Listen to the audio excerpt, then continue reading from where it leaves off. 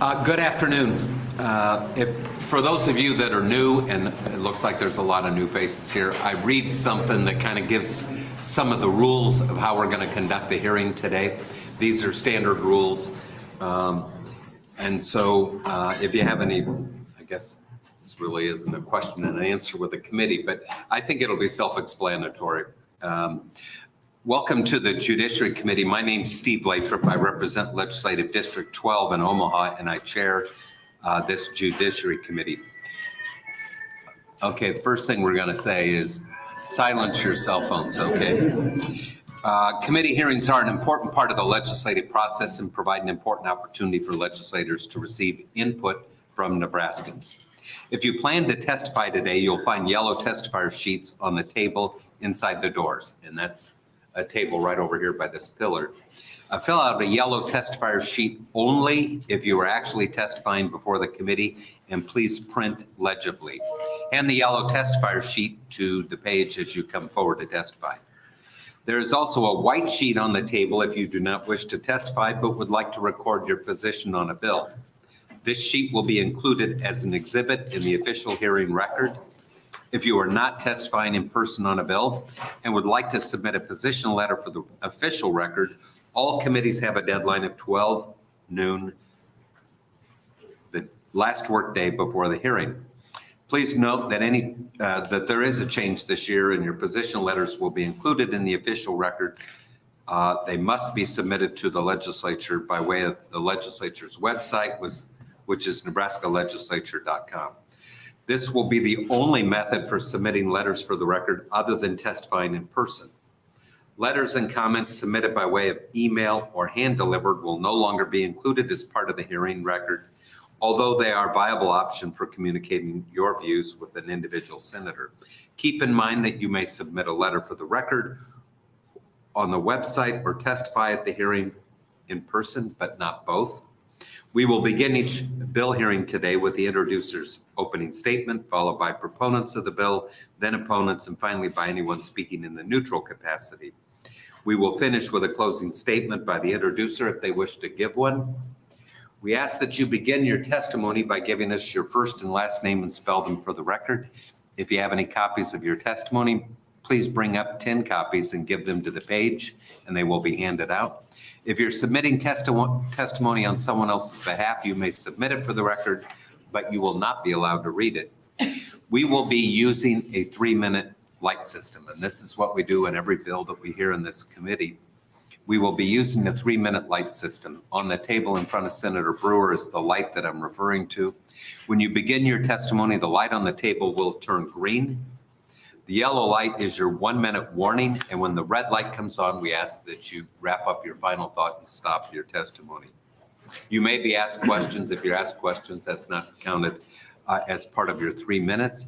As a matter of committee policy, I'd like to remind everyone that the use of cell phones and other electronic devices is not allowed during public hearings. Those senators may use them to take notes or stay in contact with staff. I would ask that everyone look at their cell phones and make sure they're in a silent mode. This is an important reminder. Verbal outbursts or applause are not permitted in the hearing room. Such behavior may be cause for you to be asked to leave the hearing. Since we have gone paperless in the Judiciary Committee, senators will be using their laptops to pull up documents and follow along on each bill. You may notice committee members coming and going. That has nothing to do with how they regard the importance of the bill under consideration, but senators may have to introduce bills in other committee meetings or other committee hearings or have other meetings to attend to. And with that, we'll have the committee members introduce themselves, beginning with Senator DeBoer. Good afternoon, everyone. My name is Wendy DeBoer, and I represent District 10 in Northwest Omaha. Tom Brandt, District 32, Fillmore Thayer, Jefferson, Saline, and southwestern Lancaster counties. Hi, I'm Patty Pansing Brooks, representing District 28, right here in the heart of Lincoln. Adam Moorfield, representing District 46 in Northeast Lincoln. Julie Slama, District 1, Otoe, Johnson, Nemaha, Pawnee, and Richardson counties. Suzanne Geis, District 25, which is the east side of Lincoln and Lancaster County. Assisting the committee today are Lori Bullertson to my left, our committee clerk, and Josh Henningsen, one of our 2 legal counsel. Our committee pages today are Bobby Busk and Jason Windling, both students at UNO. We appreciate their assistance with the Judiciary Committee today. The only thing that's a little bit out of the ordinary, I have a list from the bill's introducer, Senator Brewer. We're going to, after Senator Brewer testifies, we'll take proponents of the bill. So if you're in favor of the bill, you'll have an opportunity to testify. We're going to pull 5 people up before we take general testimony. They're people that have been identified by Senator Brewer's office, and as a courtesy to the introducer, we'll hear from those 5 individuals. And with that, Senator Brewer, you're welcome to open on LB 773. Welcome to the Judiciary Committee. Thank you, Chairman and members of the Judiciary Committee. My name is Tom Brewer, T-O-M-B-R-E-W-E-R. I represent the 43rd Legislative District, which is now 11 counties of western Nebraska. I'm here to open on LB 773. Again, this is my priority bill.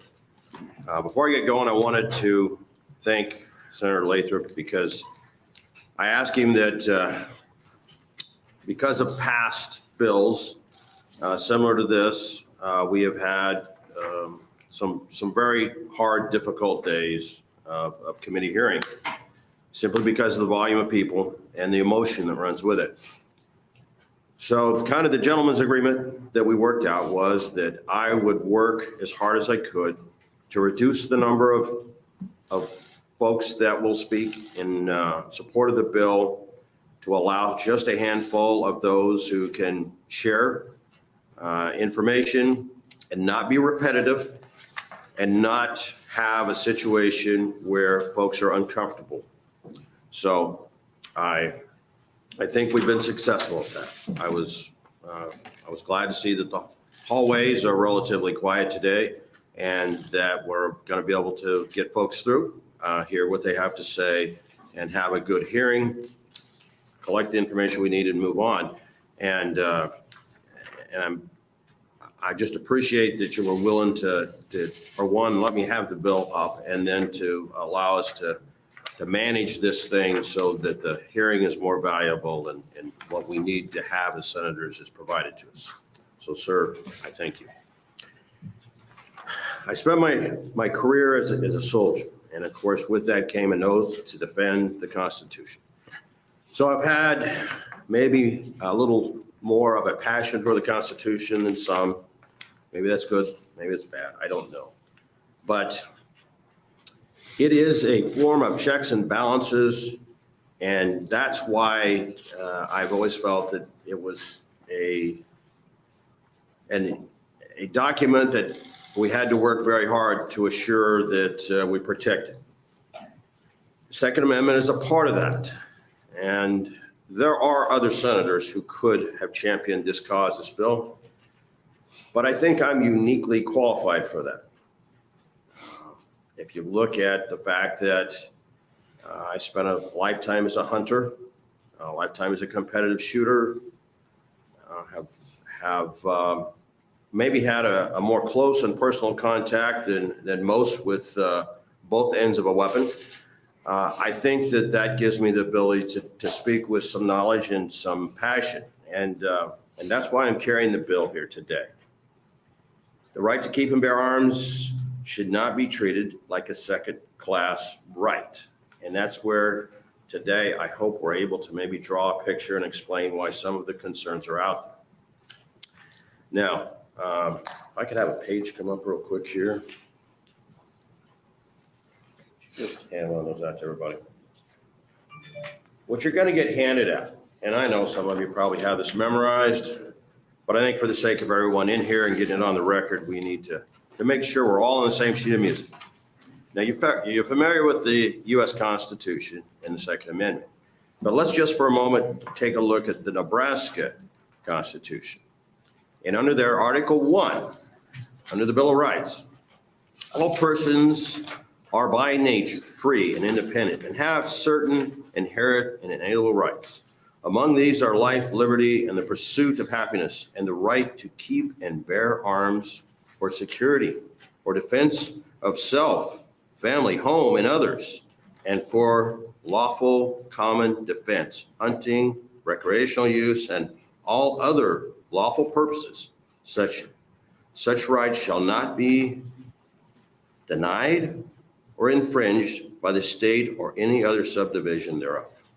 All right, so the folks who wrote our Constitution felt that was important enough that they're putting it right up front first.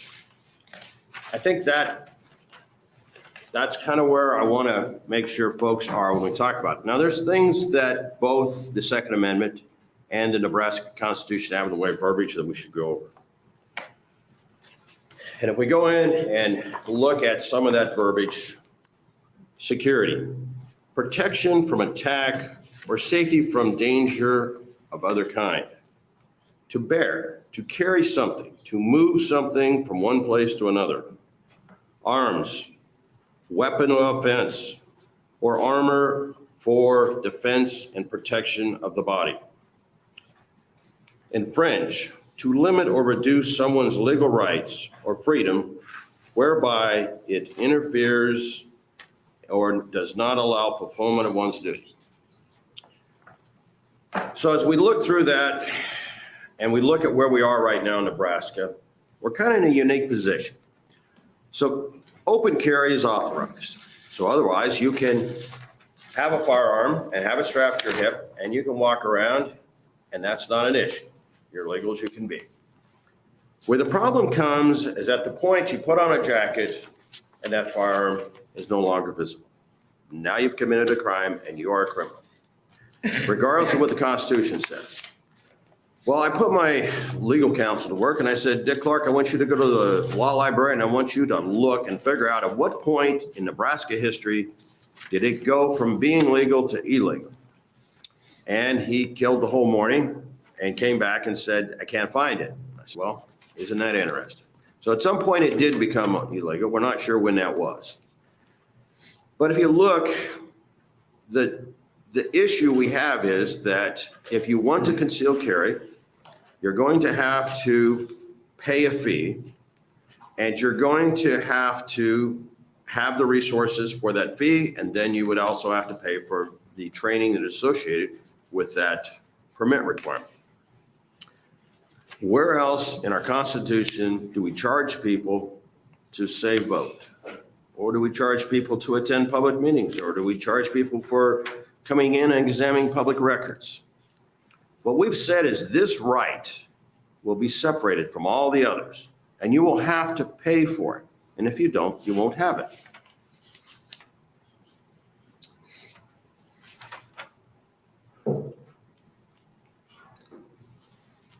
Our challenge is, how do we do this and make sure that we don't cause issues for law enforcement?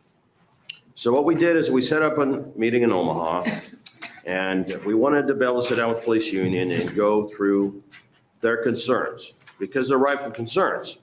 The problem in the law enforcement community is we're torn in two ways, in that good people with guns are able to provide assistance to law enforcement. Bad people with guns are the problem. The problem is that bad people with guns are going to do what they're going to do. And no matter what law we pass here, ain't going to change that. They're bad people with guns and they do bad things. I represent a lot of counties where I have a sheriff and maybe a deputy. And that may represent 10,000 acres or more. Some cases in counties the size of Cherry County, they're as big as some states.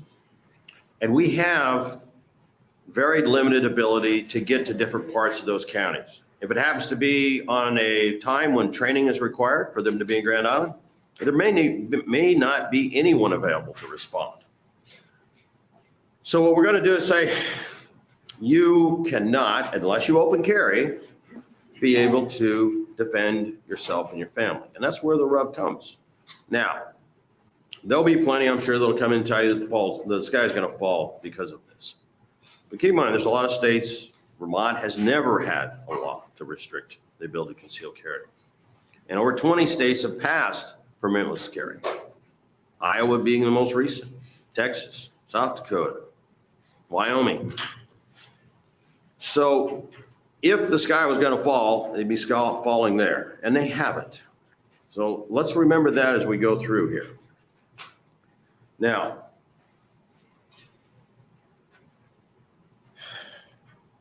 it is risky to take your priority, your one priority, and to designate it day one, hour one.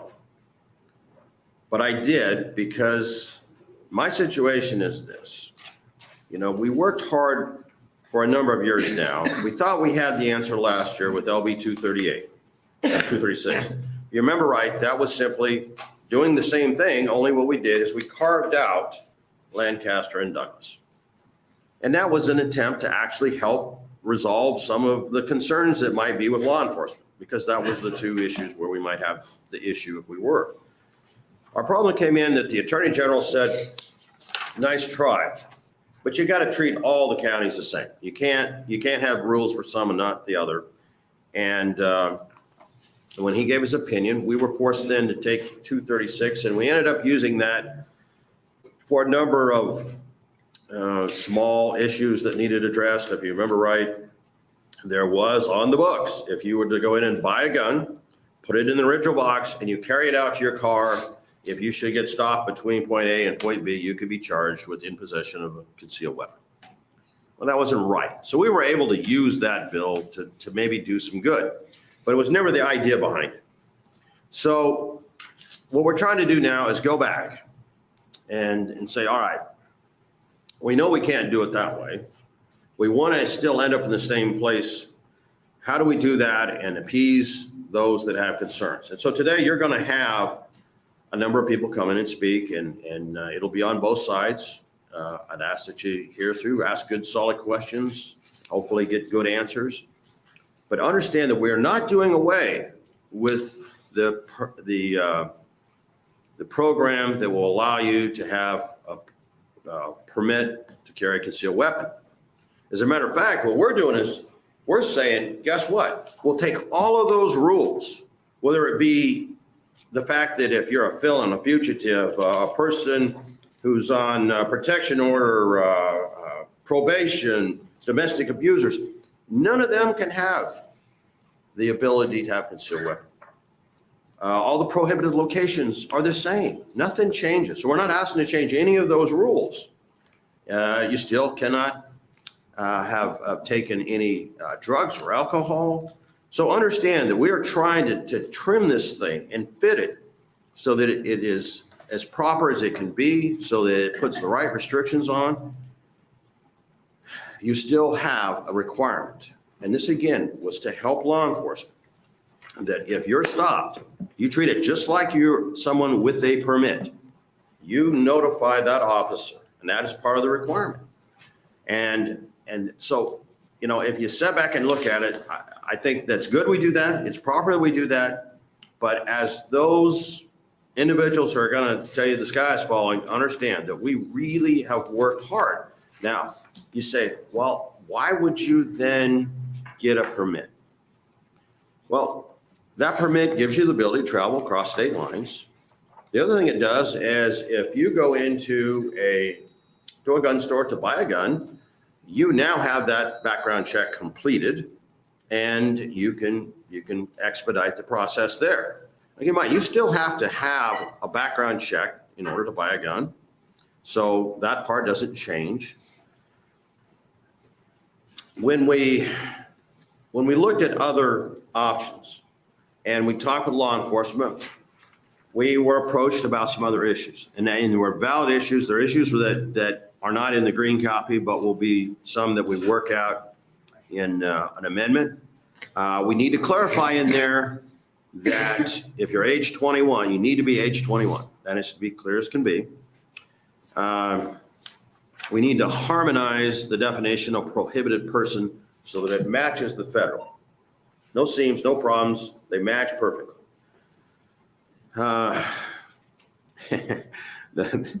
The police union did bring up something that needs to be clarified in there. Seems like a reasonable request too, to clarify that no concealed carry or no one can conceal carry while violating the Controlled Substance Act. Seems more than reasonable. And we need to address the second offense to failure to inform violation and what that penalty should be. So we have looked at a lot of issues that we knew we would have with law enforcement, and we're working to fix those. And rightfully so. We have to be to where folks have some peace of mind. But back to my point is that don't think of it necessarily as some special privilege that we're given. What we're giving them is a right that they're entitled to in the Constitution. Bad people will do bad things with guns. That has been the history of our nation. What we're trying to do is give good people the opportunity to have the right that they're entitled to. So I would share, if you would like, there is a list that I'll hand out close, and it goes through all of those who would have normally been in the hallway that aren't, thank goodness, because I think it will help this be a better hearing. But where they're from and how many and all that is broke out here, and it's available if you want it. But with that, I'll take any questions, and I will stick around for close. Okay, very good. Thank you, Senator Brewer.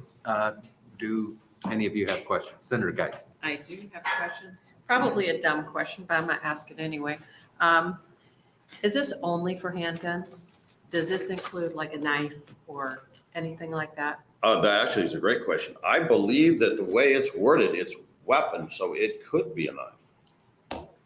Okay, I see handgun in here a lot, but I've wondered, because you can conceal a knife, which is a weapon, so I wonder. How about this? Well, between now and close, I will get a message to my legal clerk, and I will get you an answer. Okay, thank you. Any other questions for Colonel Brewer? Senator Brandt. Thank you, Chairman Lathrop. Thank you, Senator Brewer, for bringing this bill. You touched on second offense, failure to inform. What would you make that in the bill? A misdemeanor or a felony or what? Well, that's where the rub is. The police union would like to see it as a felony. We're kind of pushing back on that, because keep in mind, your first offense could happen pretty easy. You just,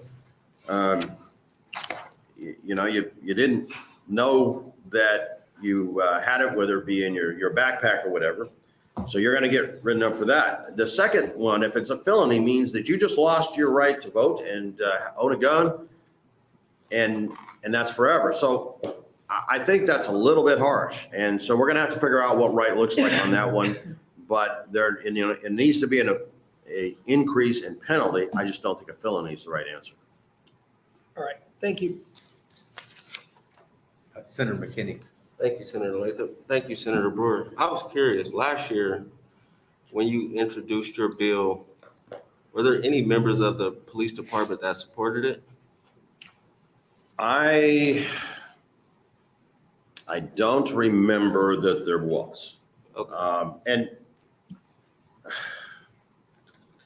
let me kind of share some of this, the reason why. If they saw you standing on the street corner, bus stop, wherever, and they saw a bulge that might indicate a weapon, they could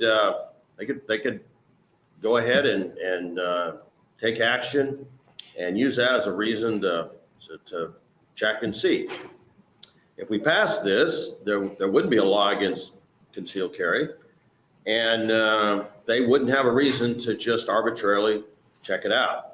And I think there's concern because, maybe I don't spend enough time in their world to understand what their issues are with gangs. But if they see that as a tool, and I'm taking it away by giving the right to conceal carry, then obviously the police are going to say, no, we don't want to have laws that take away our ability to arbitrarily look at someone and check and see whether or not they've done something they shouldn't have done, like be in possession of a weapon. Does that sound like stop and frisk to you? Well, you got to understand that this law was never written in the first place. First off, we can't figure out exactly when concealing and carrying become a offense that a legislature passed a law on. And I'm sure that law was written probably not for my ancestors or yours. Those are probably the ones that didn't want to have guns. So, there was a thought process that probably went into this originally. But again, my purpose is simply to make it so that a person who has never done anything wrong and wishes to protect himself or her family, they can do that. And they can do it without fear of having an offense that go on their record and can mess up your life. The jobs that you can have and things that you can do are now all of a sudden changed just because you want to be able to protect your family.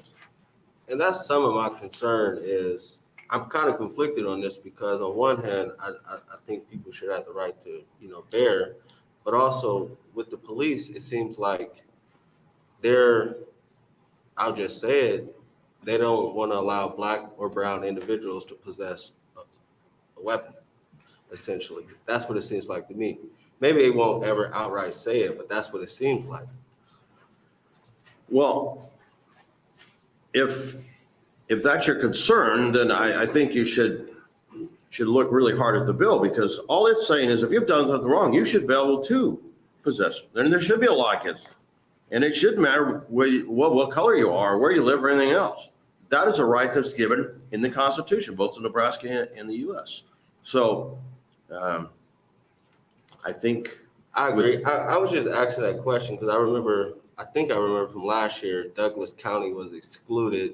And I just thought it was convenient that Douglas County was excluded because, my district is in Douglas County, Senator Wayne's district is in Douglas County, Senator Vargas's district is in Douglas County.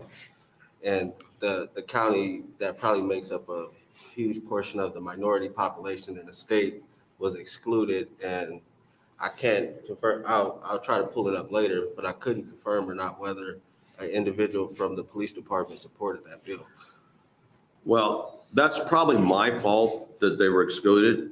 And quite frankly, part of that was we didn't know how the Omaha or Lincoln senators would vote on it. We thought, well, we know when we have 91 of 93 counties that want to be, sanctuary counties for the Second Amendment, we're pretty solid. We know where that is. Those two are the crazy Ivans that you never know what they're going to do. Well, add to that the fact that now I've got this parade of cops that are going to come here saying, oh my God, the ceiling's going to fall tomorrow if you do this. And I frankly didn't need the heartache. So I thought, you know what, we'll keep it simple. And so that's why they weren't included. And you're right. And the Attorney General is right to say, listen, you can't do that. You can't cherry pick which counties can and can't have the rights. It's either a right or it's not a right.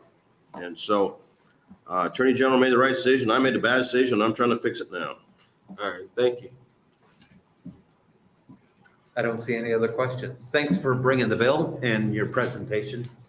We are going to, at Senator Brewer's request, which is not uncommon, invite testimony from 5 individuals before we open it up. The first person is going to be Dr. John Lott. So Dr. Lott, if you would.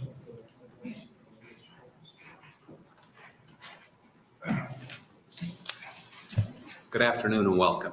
Thank you very much, Senator Lantham, and I appreciate Senator Slama for inviting me. As was mentioned, there are 22 states that have constitutional carry laws. There's 34 that allow people to carry without a permit openly. Nebraska is one of 43 right to carry states. I actually testified the first time that the right to carry bill was first brought up in Nebraska back in 1997.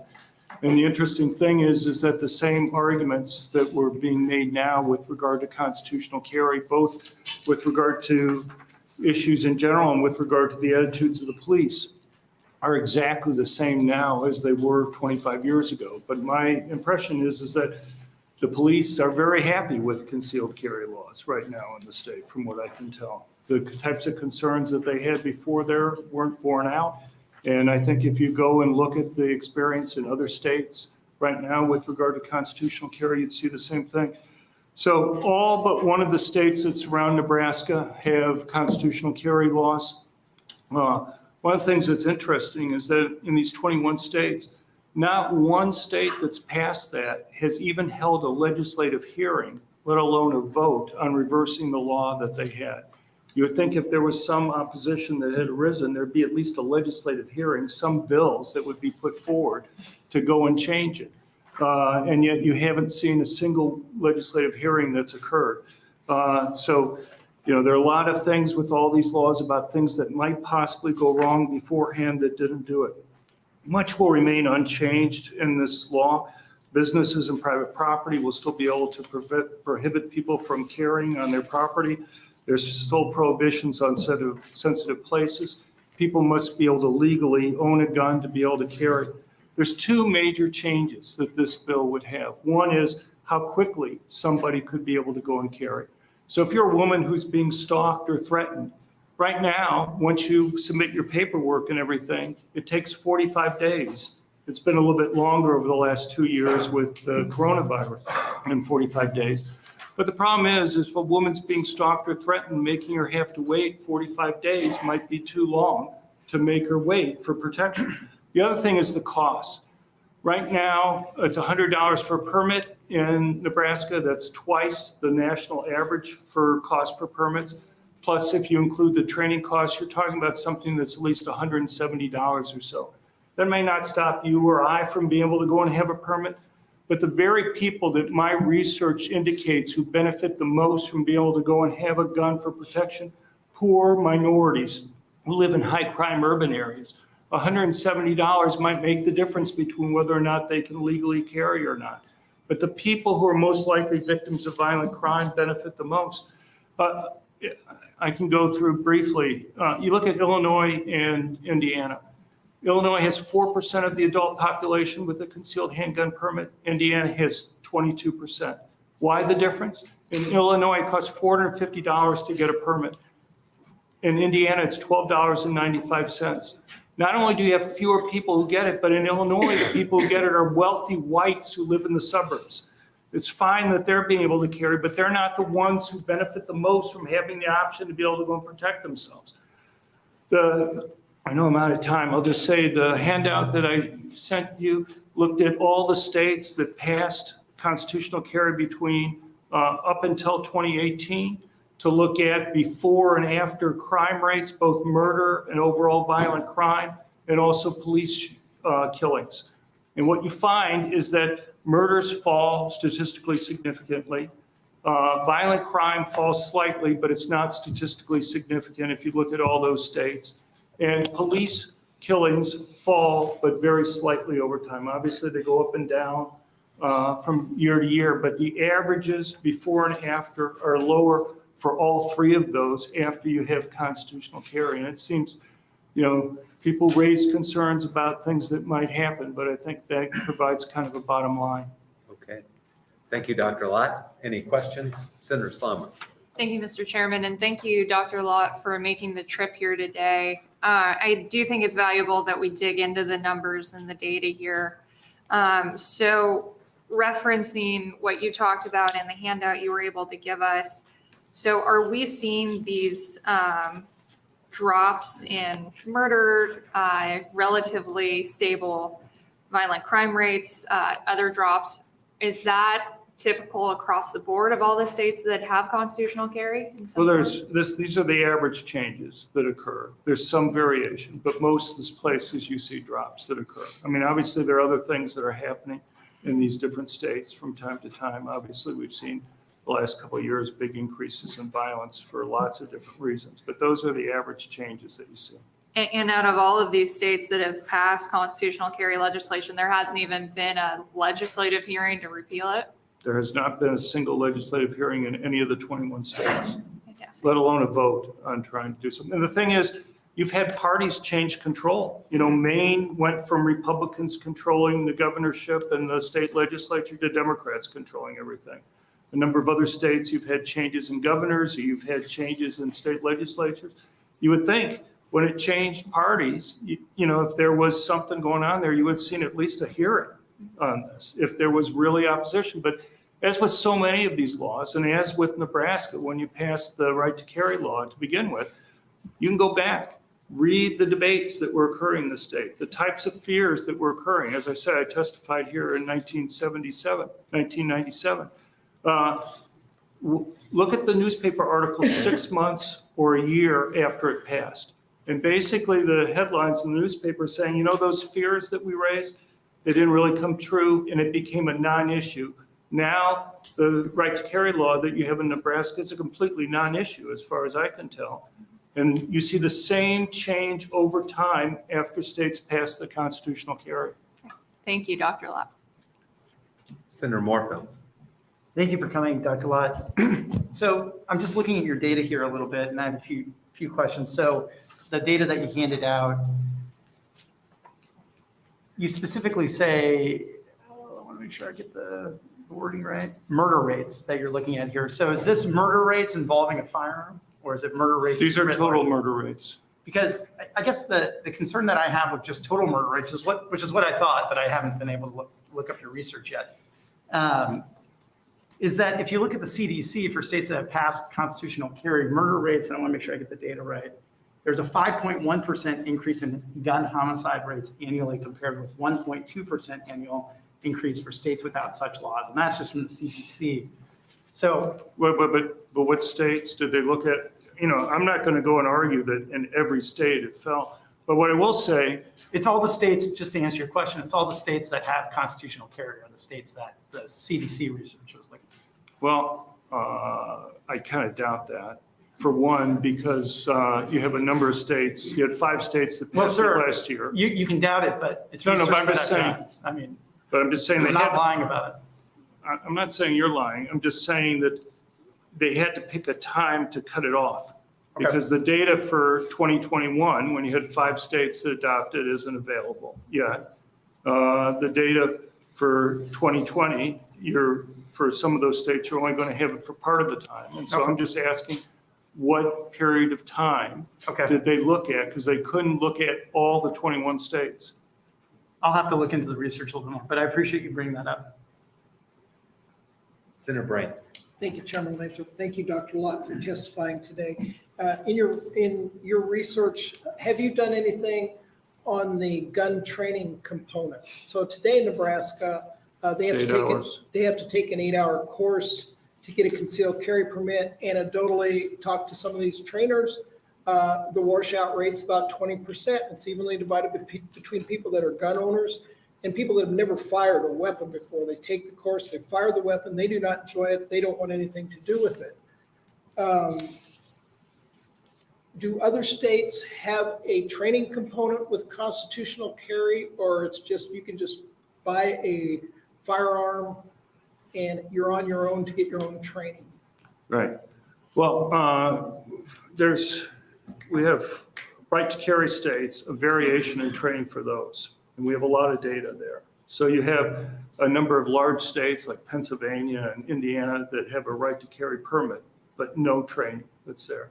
In my book, More Guns, Less Crime from the University of Chicago Press, I look, and right now over half the states don't require training for people to be able to go and carry a gun. If you include the constitutional carry, plus there's like 8 right to carry states that don't require training. And then there's a range of training for the other ones, going from any place from 2 hours all the way up to 16 hours in a state like Illinois, for example.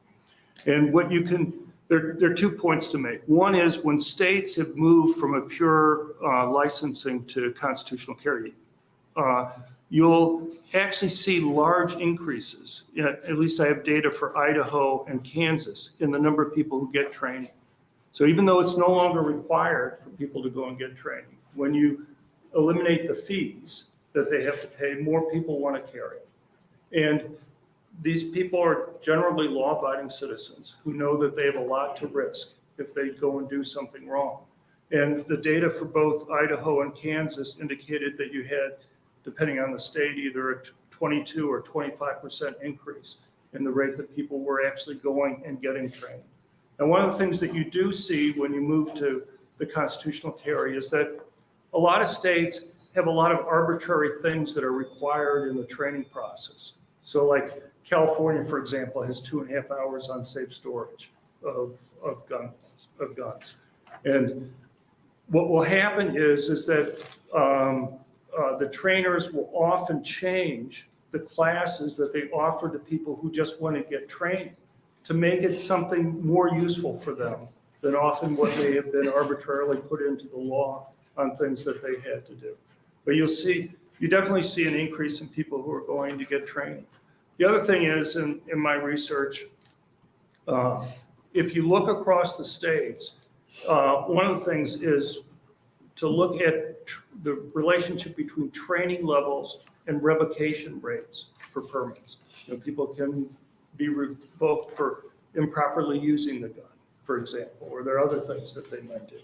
And the issue has been, do you see differences in revocation rates or suspension rates based on the level of training that you have? In fact, you don't see any real differences across the states there. Okay. Thank you, Doctor. Sure. Can I ask a simple question? Can I ask a hard question or? Well, this is. Could be this- hard and this- simple. This really is a simple one, though. When we talk about constitutional carry, the difference between that and the current system is you would not be required to get a permit, you would not go through the training, you wouldn't have to pay a fee. Right, Okay. All right. See, I told you it was simple. right. And you don't have to wait for 45 days. Okay. I don't see any other questions for you. Thanks, Dr. Lott. We No, appreciate thank you very your much. I testimony. appreciate your time. Sure. We'll next hear from Trish Harold.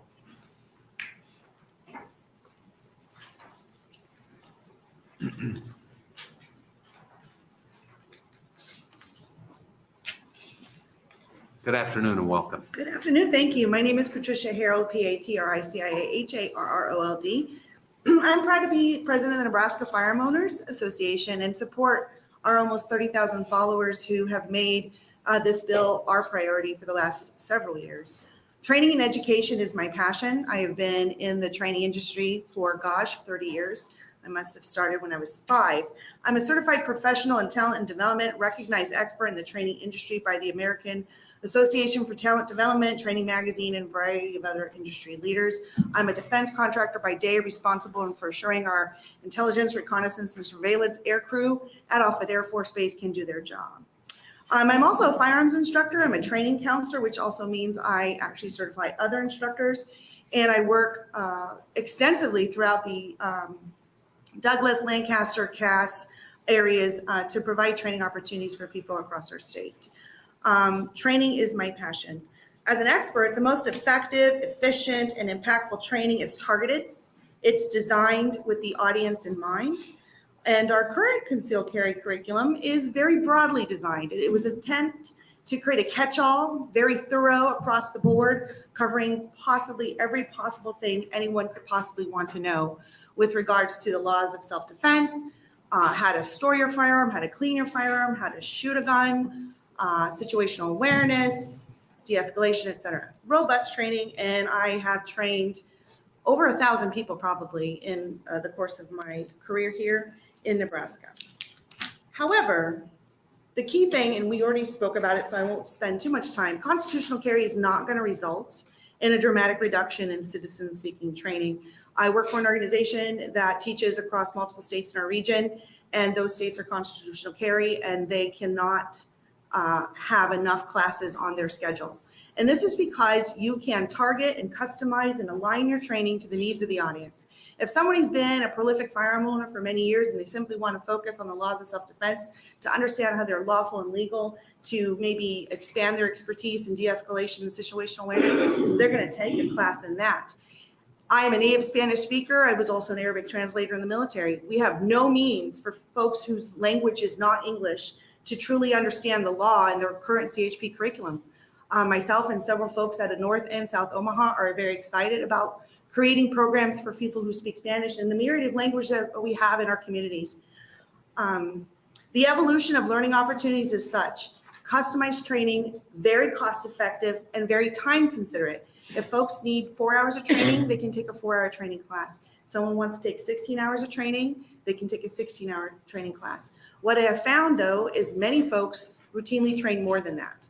So I have worked with people who have worked with me every week, every Thursday for 2 hours to become proficient. But the beautiful part is the majority of the skills related to firearms handling and safety can be done at home. The only part that you need to be at a range is to actually fire a gun. All the fundamentals, the before and after that shot is fired can be practiced at home, and we're not going to lose any issues with regards to safety. We can actually expand safety in our community. Okay, thank you. And thanks for observing that red light. Any questions for this testifier? I see none. Thank you. For being Have a here great today. Next testifier is going to be John Anderson.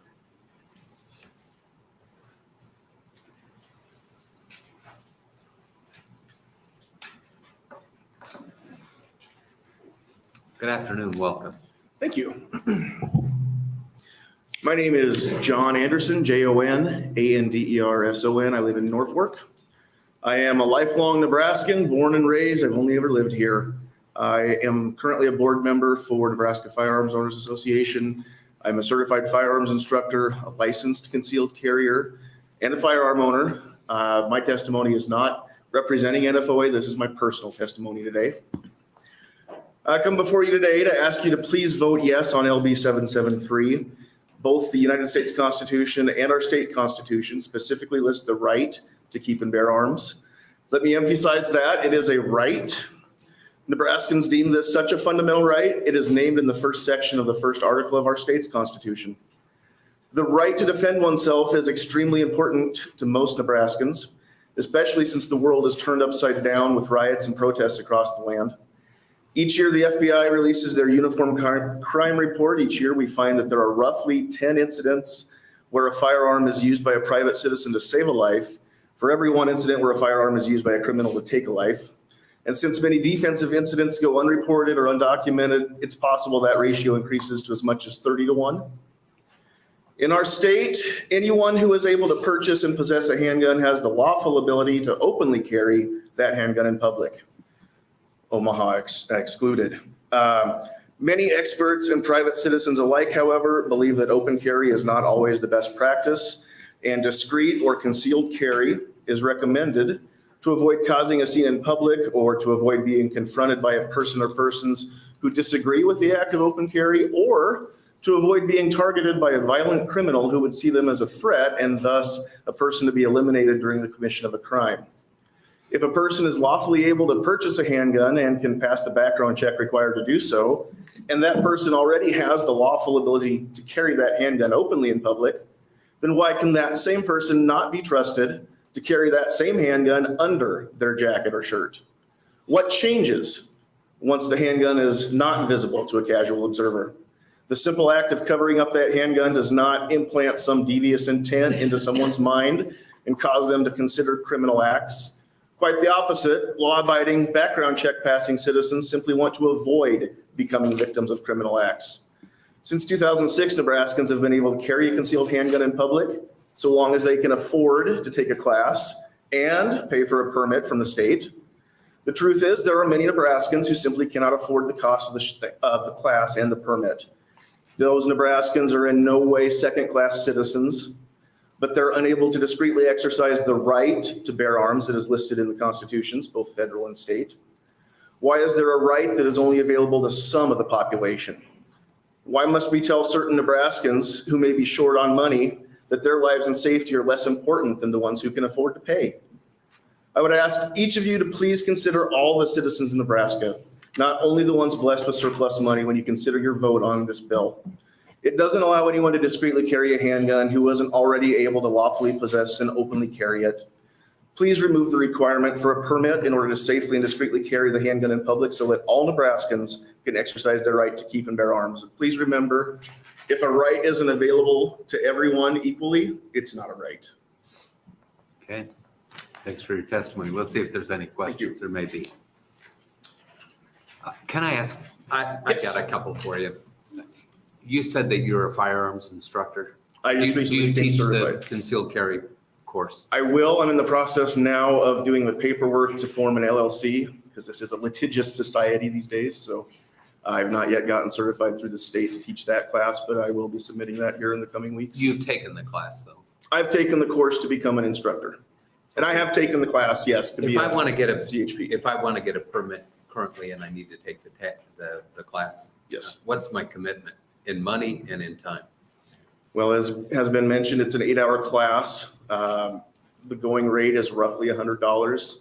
sometimes less, sometimes a little more, depending on the instructor. That's just instructor's discretion. Is the 8 hours statutorily required? I believe it is. Or These are that just things, takes that long to these get are things through? that I will be working on with the state. Okay. With the State Patrol to get certified to teach the class and have their blessing to do so.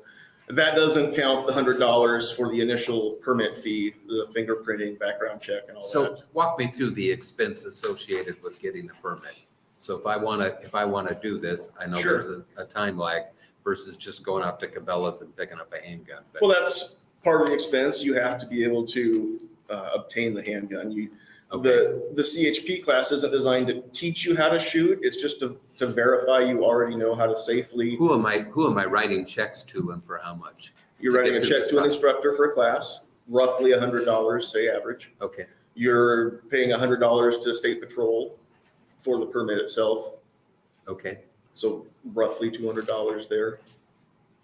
So 100 for the instruction and 100 for the permit. Right. Okay. Does that cover the expense? Does It's it not cover- a trick question. I'm Right, just it trying to doesn't cover the understand. practice that would be beneficial. If you show up to a CHP class not knowing how to shoot a firearm, then you're probably not gonna pass the class because you won't pass you're not likely to pass the proficiency side, but. That part's probably advisable regardless. Right, exactly, obviously. Okay, you've But answered roughly my, the $200. yeah, you've answered my question. I appreciate your background. Senator Sloan. Thank you, Mr. Chairman. And just in addition to that expense, you have the supply costs, so not only the firearm, but the necessary rounds of ammunition, which are not cheap at all, depending on what rounds you select. That can almost be more expensive than the cost of the permit or the class. Right. Okay, I don't see any other questions. Thanks, Mr. Anderson. Thank you. We appreciate you being here today. Next will be Jim Gottschalk.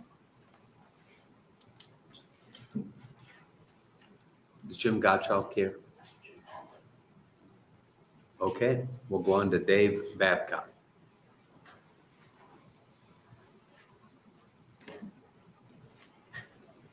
Good afternoon, welcome. Good afternoon.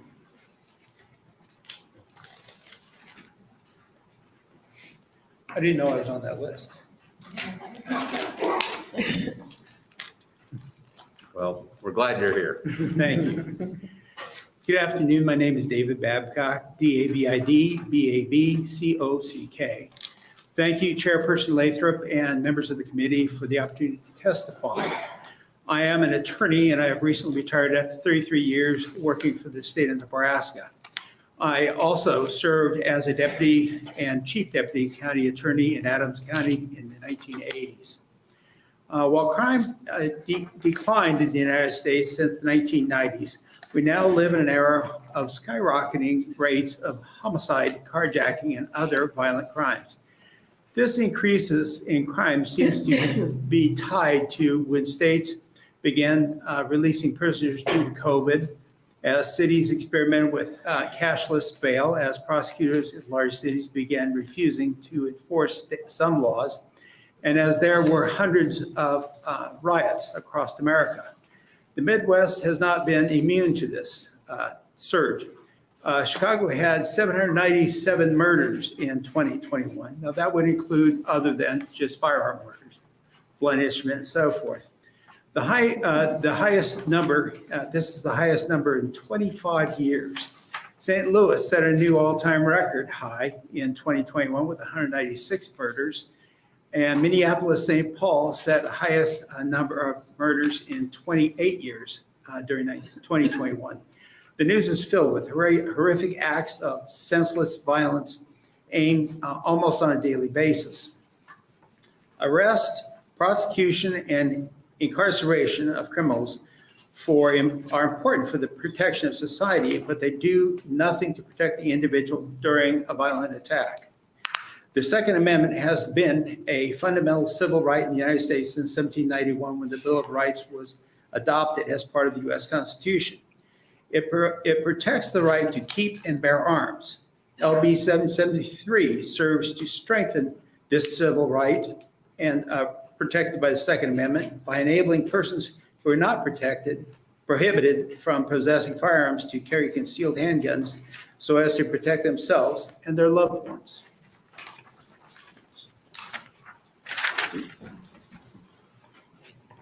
The surge in crime shows us that many criminals are already carrying weapons, and they will use their weapons when they believe they can commit a violent or act without getting caught. Some criminals appear to view their weapons as power over other people, and taking someone's life is the ultimate exercise of power over another person. Chicago has among the strictest gun laws in America, yet it also has is one of the most dangerous cities in America, with an incredibly high murder rate, often involving firearms. Many large U.S. cities with serious crime surges also have strict gun laws as well. Let me skip ahead here.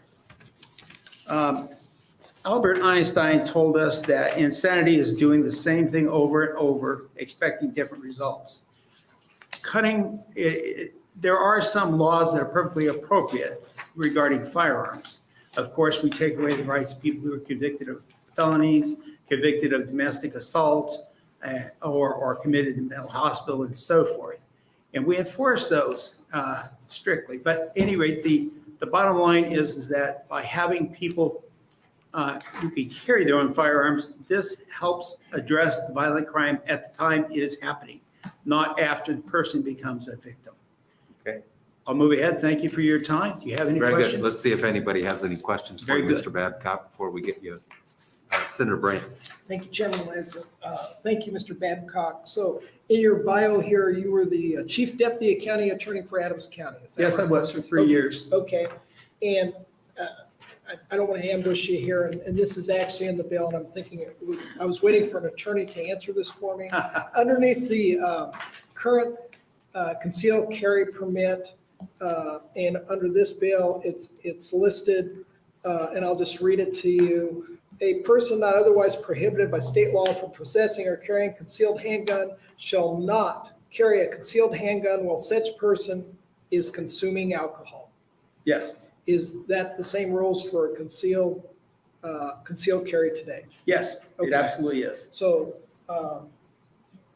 if a woman goes into a restaurant or something with a gun in her purse, just to leave that weapon in the car? What is? Yes. Okay. Lock it in the glove box, lock it in a compartment. Many people buy these small lock boxes. They put their firearms in, slide it under a seat or something, like a cable to the car. So this- And then you can go drink. You're not carrying concealed. Okay, but that would be a zero tolerance. My understanding is that county attorneys pursue that very regularly. I know that from my own conversation with other county attorneys. I used to work at the State Patrol and answer some of those questions for county attorneys. Okay, I appreciate that. Thank you, sir. Sure. Okay.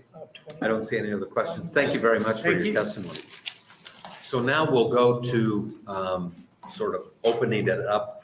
We are on proponents first. When we get done with proponents, those people that are here in favor of the bill, then we will take up and allow individuals time to speak in opposition, if there's opposition, and then neutral testimony.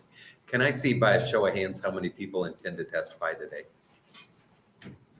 Okay, we should hear from all of you. I would encourage you that if somebody's already said what you've said and you want to fill out a white sheet and just have your name recorded in the record, that's good too.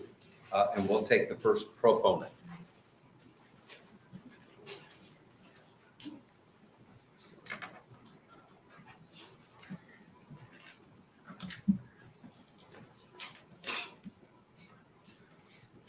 Good afternoon and welcome. Good afternoon. My name is Terry Fitzgerald, Terry Fitzgerald, Fitzgerald. And thank you all so much for allowing me this afternoon. I have been privileged to be an NRA certified firearms instructor for 30 years and an NRA appointed training counselor for 20 years. I teach basic firearms courses in 10 different disciplines, as well as train and certify NRA instructors in those same disciplines. I also conduct the Nebraska Concealed Handgun Permit course and non-resident concealed handgun courses for several states. As you may guess, I'm a firm believer in basic and advanced firearms training. I have trained people from almost all counties in Nebraska and stressed the need for additional training to all of them. With that said, I feel it's my job to provide the best training I'm capable of to those who seek it. It is not, however, for me to deprive any law-abiding Nebraska citizens of the right to have, carry, and use, if necessary, the most effective means of protecting themselves and their loved ones, based on whether or not they've taken a course from me or another certified instructor. Sometimes that most effective means is a personally carried firearm.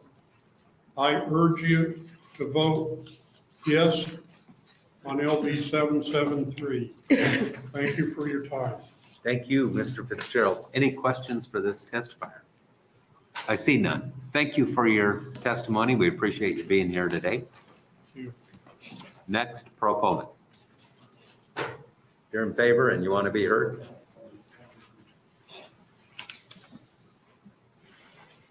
Good afternoon.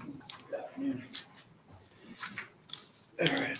My name is Mitchell McKenzie, MITCHELL-MCKENZIE.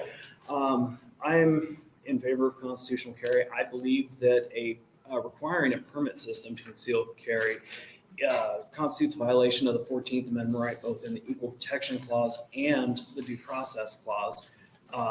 Spoken earlier about the Equal Protection Clause, where you disaffect lower income citizens, and in many cities across the country, the majority of crime is committed in these lower income areas, but it's only by a few individuals in that area. It is not the majority of those people. So for the majority of the people that are law abiding in that area, if they're forced to pay large fees to be able to have their right to carry, then you're basically disaffecting them in their God-given right to bear arms for their own protection. And as it was stated earlier, they're probably a part of the population that is the most affected or the most in most need of this right. I also believe that it goes against the Due Process Clause in that if I'm required to go through a background check to exercise my constitutional right to bear arms, it essentially is causing me to have to defend myself, assuming me guilty of a crime that not only am I not being not that I didn't commit, but I'm not even being accused of. And now I'm having to sit here and prove my innocence through a background check to exercise a constitutional right. I also, I've heard a lot of the concerns with law enforcement and citizens in general, and I'm not unsympathetic to those. But the people that are going to get firearms, they already have them. And I promise you they're concealing them, because if they don't, they're going to get caught. And if they get caught, they're going to prison, and they know that. People that want to obtain a firearm to go commit a crime, they're already committed to committing the crime. They're not going to care about extra laws in the way. I've looked over the bill. I have not seen anything that changes any rules on who is allowed to have a firearm. Who is allowed to buy one, who is allowed to, it just changes whether or not you have to pay money and go through a course to actually carry. I'm not opposed to training. I think everybody should have training. I disagree with mandating it though, because there are places in this country where they use that to try to price people out or just deter people from exercising their constitutional right. Okay. Let's see if there's any questions. I see none. Thanks for being here. This is your first time you ever testified? Yes, sir. Yeah, thank you for being here. Next, proponent.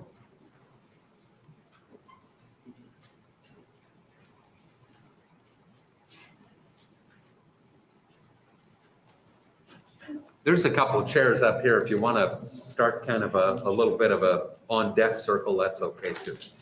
Good afternoon. Paul Von Baron, P-A-U-L, last name is two words, V-O-N, capital P-E-H-R-E-N. I'm from Fremont. I won't bore you. I wrote up a written testimony, but you're going to hear a lot of the same things on that, so I'm not going to bore you with that. But a few points that need to be made, and I think the biggest one is that when you get into the gun debate issue, at any level, it becomes emotion versus fact.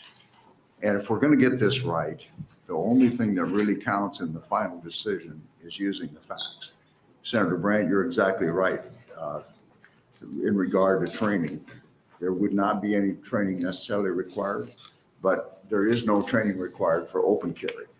So from that standpoint, it doesn't change a lot of things. What's interesting to me is that by and large, concealed carry is a huge, people don't understand what a responsibility that is and what a privilege it can be. I'll give you two examples. I have a daughter who is severely handicapped. She is an amputee. Last year alone, she had nearly $1 million of surgeries and medical procedures. She lives alone she lives with her husband in rural Nebraska, but he spends a lot of time away. She doesn't need concealed carry while she's at home. But when she is out, her only option is to be in a scooter. There is no better time to take advantage of someone than if they are handicapped. Their medical bills require that they live basically on food stamps. So $100 to $200 is a big burden for them. She understands how to use a gun, but physically she can no longer even get to the training. So what this has done is if she tries to defend herself in public, even legitimately as a handicapped individual, she is going to violate the law. She can't afford it, and she simply cannot get physically to the training. She's an excellent shot. She went through all of that before she was handicapped. The other example is my son, who spent 15 years policing the high crime areas of Omaha at midnight. And when you talk about concealed carry laws give you one advantage when you're policing in a high crime area. And that is you have one extra charge that you can lay against a criminal for not having a permit. Other than that, if someone is intent on committing a crime, there is nothing. There's no deterrent. They're going to get the weapon. They're going to commit the crime. The net result is that concealed carry laws only regulate the people who would likely follow the law anyway. I believe Dr. Lott's own research said that it's 6 times more likely that a police officer, a law enforcement official, will be convicted of a gun crime than a legal gun owner. And that in itself makes it an interesting debate, because at the end of this whole thing, it is emotion versus actual statistics. Most dangerous places in the United States are those with the strictest gun laws. That's been well documented. The safest declared, and I will finish, by the FBI's own study completed last December, Maine, Vermont, and New Hampshire are the 3 safest. All 3 have constitutional carry. So my only point is that concealed carry laws give you the illusion of doing something while doing nothing to effectively change anything. Okay. I don't see any questions at this time, but thanks for coming down. Next, proponent.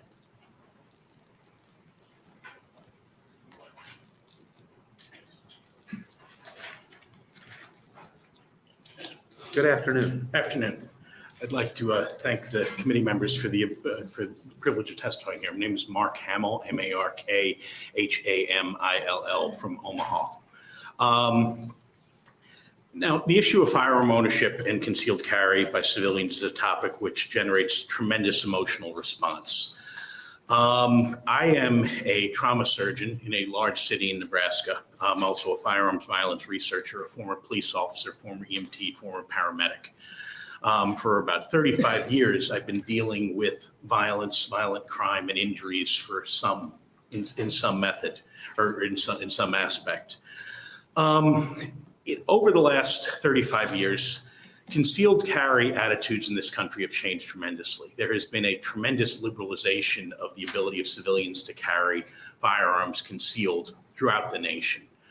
I looked at this, and the major argument against it is, well, increased crime. There's going to be shootouts. There's going to be, blood in the streets. And those have been quoted from people, over the last 35 years. I decided to look at this a few years ago, and over a 35-year period, all states have moved towards allowing some form of concealed carry. So the question is, did those moves actually change violent crime rates, change homicide rates? And as published, and again, I included a copy of my paper in the packet I've given you. When you look at the last 35 years, states changing from not allowing carry whatsoever to very restrictive carry to shell issue carries to unrestricted or constitutional carry has not statistically affected violent crime rates in this country. It has not affected homicide rates in this country. And I think that's important to consider, because that main argument that it's going to increase violence really is unfounded. The other, so if you're not going to affect crime, so why bother having concealed carry? Well, I think it boils down to defensive uses of firearms. And the numbers are debatable. You see numbers that are as low as 64,000 a year, as high as 2.5 million episodes a year of defensive uses of firearms. Not all of them involve firing a shot. Many of them, if not most of them, are probably unreported to the police. But it still can involve high-profile situations. I mean, in a study from the US DOJ in 2016, 2017, where they were looking at active shooters, about 20% of the incidents they looked at, some sort of armed civilian intervened, and in 10%, the armed civilian stopped the shooter and prevented further loss of life. And I think it's things like that you've got to consider, where, people legally carrying firearms aren't going to be the problem. It's the people who want to do it illegally that generally cause the problems. What my written testimony, my paper goes into things a lot more. And I do have to point out that my views are my own. They do not represent the views of my employer or my employers, as the case may be. But I'd welcome any questions, and I would urge you to vote to push this bill out of committee. Okay, we appreciate your testimony. Senator Sloan. Thank you, Mr. Chairman, and thank you, Dr. Hamill, for being here today. I think this article is fascinating, because we have had a discussion about data already. So your research found that there is no statistically significant association between the liberalization of state-level firearm carry legislation over the last 30 years and the rates of homicides or other violent crime. You use CDC data for these findings, right? I use both US DOJ data and CDC data, yes. And this paper was published, correct? Yes, sir. Where was? Ma'am, excuse me. Either way. Yes, it was published in 2019 at the Journal of the American College of Surgeons. Oh, fantastic. That is very well respected journal. Thank you, Dr. Hamill. Senator McKinney. Thank you, Senator Lathrop. Dr. Hamill, quick question. If your data is showing that constitutional carry being legal doesn't increase crime or whatever, why do you think the Omaha Police Department opposes this? Well, I think there are a couple things. I will say that my data ends in 2015, where at that point there were only 7 states that had constitutional carry. And actually, I plan to carry that over. I'm waiting for the data to kind of percolate through the systems. I suspect what you would find is there is a difference between the rank and file police officer's opinion on this and the command staff's opinion, where command staff, for a number of reasons, some political, some not political, may not support an issue like this. I would suspect, and I can't prove it, but I would suspect, from my experience as a police officer, that the rank and file police officers would support more legally armed people. There have been plenty of incidents where legally armed civilians have assisted the police and prevented loss of life. In situations where the police are overwhelmed, or individual police officers overwhelmed. So I suspect there is a little disconnect between the command staff and the rank and file. Again, I can't speak for the Omaha Police Department. I will admit I've only lived in Nebraska for about 8 months now, and certainly like it. But I think it's, I suspect that's what you would find if you polled the rank and file officers. All right, thank you. Senator Brand. Thank you, Chairman Lathrop. Thank you, Doctor. Hopefully you're not the only doctor to testify today. My question deals more on the medical side and diminished capacity. So in Nebraska, I've had friends that have had strokes and the doctor basically took the driver's license away because for the safety of the public, they don't want them on the road.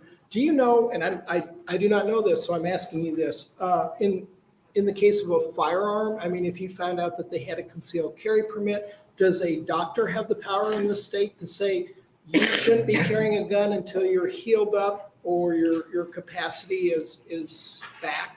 As far as I know, they do not, unless you get yourself onto one of the known prohibitions, involuntarily committed for mental illness, or the other legal prohibitions, that you do not have the right to take anything.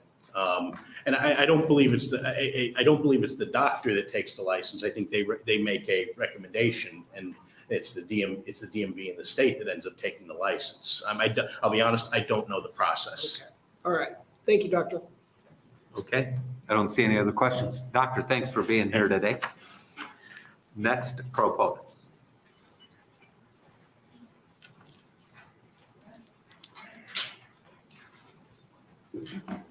Good afternoon. Good afternoon, welcome. My name is Allie French, ALLIEFRENCH. I'm here today to submit Nebraskans Against Government Overreach and our 5,000 plus members support for LB 773. I do want to point out that this bill, as it seems to me, changes nothing when it comes to the access of obtaining a firearm. Anyone can still walk into a Shields and purchase a handgun with a $5 permit from the sheriff's office, but they're already on their own for training after purchasing a legal firearm. This process doesn't go away with LB 773. It still will be done where the purchase is made or prior to the purchase by obtaining a handgun purchaser's permit. I am also here today as a barely 100-pound poor female resident of Douglas County. It has been made clear my county and city will not be stepping up to ensure I have the right to this protection. In fact, I cannot even open carry in my county for protection. I have taken my training class. I have passed the test to obtain a CHP, which is exactly why I need LB 773, because I am a targeted class. And despite going through the proper training and handling of a firearm, I and my family cannot afford concealed handgun permits. So we are left with zero protection in the public spaces of Omaha. For this reason, I ask for your support for LB 773. Thank you. Okay. Thank you for being here. I don't see any questions today. Next, proponent. Well, these are stat petitions from members. I was not totally aware of them not getting into the record, but those are from our members. I'm just going to read a prepared statement. Let's have you start by giving us your name so we. My name is can get Matthew it direct. Mammoser, MATTHEW, Mr. Chairman and members of the committee, thank you for the opportunity to publicly address Legislative Bill 773. My name is Matthew Mammoser, and I am a regional director at the National Association for Gun Rights, a member-supported organization with tens of thousands of members and supporters in the state of Nebraska. Today, the committee will hear comments on Legislative Bill 773, a bill that is commonly referred to as constitutional carry. On behalf of the National Association for Gun Rights and our members in Nebraska, I come before the committee today in support of Legislative Bill 773. We at NAGR urge the quick passage of this very important piece of legislation. At the heart of Legislative Bill 773 is the idea that our Second Amendment rights and our right to self-defense should not be subject to the whims of the state. The concept of Legislative Bill 773 and other constitutional carry bills like it are quite simple. Constitutional carry laws recognize the right of law-abiding citizens to carry a firearm openly or concealed on their person without having to receive government permission in the form of a mandatory state-issued license. This bill does not eliminate the permit system, but maintains it for interstate reciprocity. By rendering the carry permit optional within Nebraska, the state will be joining the likes of 21 other states that have restored this right to their citizens.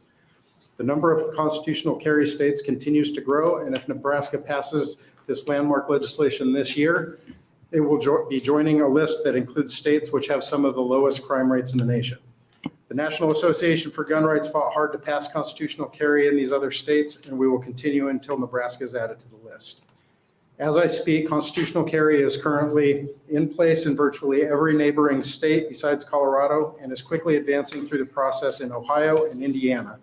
And I believe it's advancing in Georgia as well. So now is an excellent time for Nebraska to join this growing movement. Critics of constitutional carry often argue that this law would create Wild West shootouts and blood will spill out into the streets simply because the concealed carry permit is rendered optional. Yet there is no evidence for this. In fact, all evidence is in contradiction of this outrageous claim. That is why I urge you to disregard the falsehoods and manipulated statistical interpretations of those who have traded their red coats for red t-shirts. According to FBI crime statistics, states which have passed constitutional carry into law have both lower rates of violence and lower murder rates by firearm than non-constitutional carry states. Allowing law-abiding citizens to carry their firearm openly or concealed without government intrusion reduces crime. Legislative Bill 773 is a simple bill. It doesn't allow anyone to carry a weapon that cannot legally possess one. Criminals will not suddenly be able to legally carry a gun. Those violent felons barred under the law from legally owning or carrying a gun will still be barred under Legislative Bill 773. The argument that criminals will suddenly be emboldened to illegally carry guns because of constitutional carry is laughable.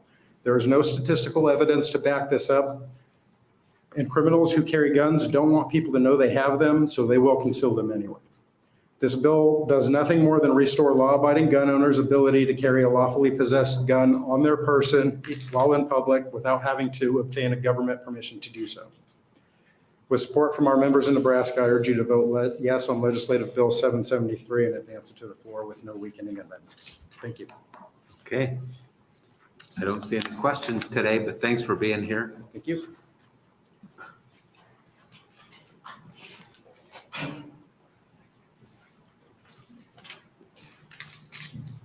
Good afternoon. Good afternoon. My name is Diego Castro, Castro, and thank you so much for allowing me to speak. I'm just a citizen. I don't have any expertise whatsoever. But you all take your citizenship for granted. I do not. I was born in Latin America. I grew up in Latin America. I lived through civil war, dictatorship. I know what it is like. I can feel it. I can still taste it, smell it, and see it in my head every day, what it is like to be defenseless before your neighbors, criminals, and before the state.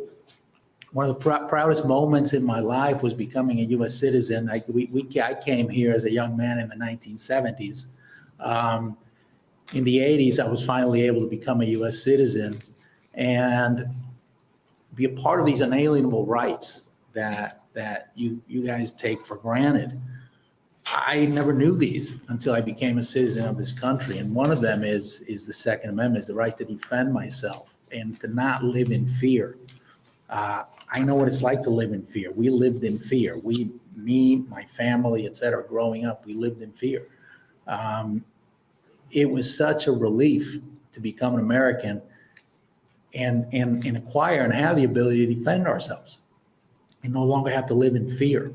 So I am a fairly new citizen of Nebraska. We moved here with my wife and my son about 6 months ago. I retired recently, travel a lot. We moved here from Texas. Since I'm retired, I travel a lot between Texas, Nebraska, and then I've got family up in Montana.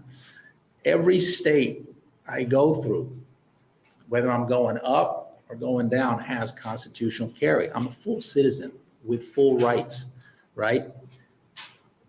I drive into Nebraska, I lose that. And all of a sudden, depending on how I'm carrying the means that I have to protect myself and my family, I may become a criminal. Now, I came here with nothing. And now I retired in my late 50s. I did pretty well for myself. I've always paid taxes. I've always been a law-abiding person. And all of a sudden I could become a criminal just by chance because of this law, right? That's not there because my rights are not full rights, because I'm not a full citizen in Nebraska like I was in Texas, or like I am, when I'm driving through Wyoming and so on. So I would urge you to pass this. and give us our unalienable, full unalienable rights as they are. And it's something that, you know, again, you take for granted. That's a luxury. I don't. I really appreciate that. As I appreciate the ability to speak in front of you here, this is unbelievable to me, right?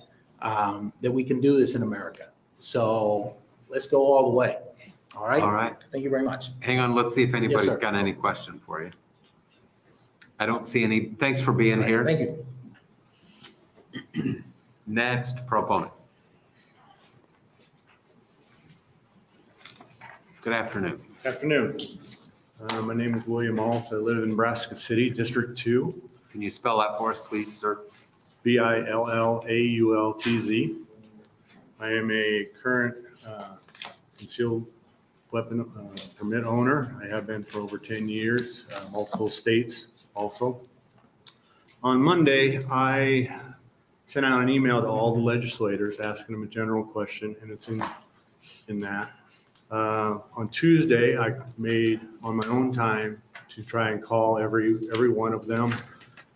If I did not reach you, I left a voicemail and so forth. So I'll make it quick. Again, my name is William Maltz. I'm a Navy combat veteran of the Gulf War, father of 2 daughters, 26, with 2 of my grandsons, and the other one is 24 years old, just married. Both born in USA and Nebraska. By those reasons and by the grace of God and our Constitution, age regulations, they should be allowed to be able to own a firearm, to fight government tyranny, and defend themselves and my grandsons if the need be, but not. They and everyone here have to fill out an application, pay a fee, and wait for permission. Can anyone here show me where it says that in the Constitution? Speaking of that, Mr. McAllister, when I asked him that email, asked that question, replied, I saw nothing mentioned of handguns in the Constitution. Take care. He may or may not have done that, but his staff did. Ladies and gentlemen, that is a perfect example of government tyranny. He does not care what the Constitution is, says, and means. That is why you should vote on LB 773 out of committee and send it to the governor to sign. Thank you for letting me speak today. Very good. Thanks for being here. Thank you. Appreciate hearing from you. Next, proponent.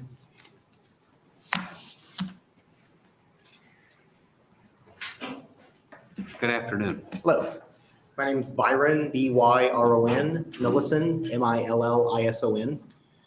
I'm going to be brief. I won't bore you with a bunch of facts. There'll be plenty of other people that have those. It's more personal that I wanted to bring.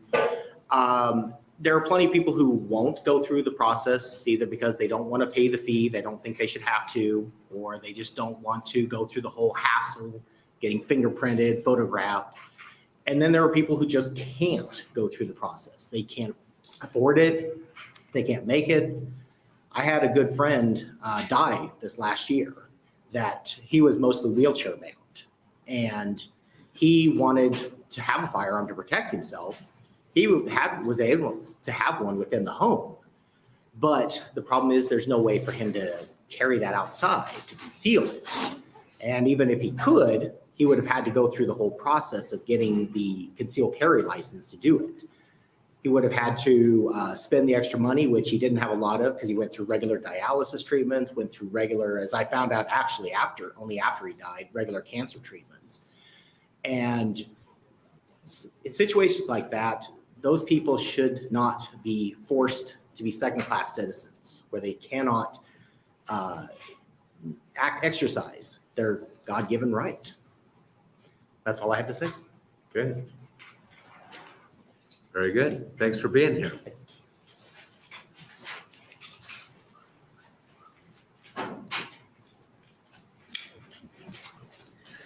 Hello.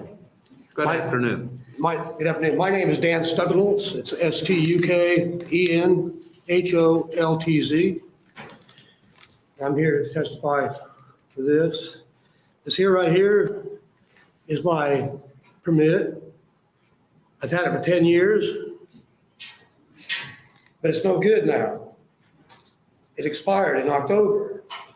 I was knee deep in picking corn at the time. So I thought, well, I'm gonna have to pay another $100, give the state patrol another $100 for something that I've had 10 years. And then, so I decided to get a class together this coming weekend. 9 of the people that are taking this class this weekend, same boat.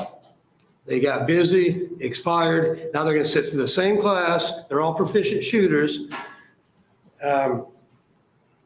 All respected people here in Nebraska. And I think it's just ridiculous that this expired. Does my constitutional right expire? No, it never expires.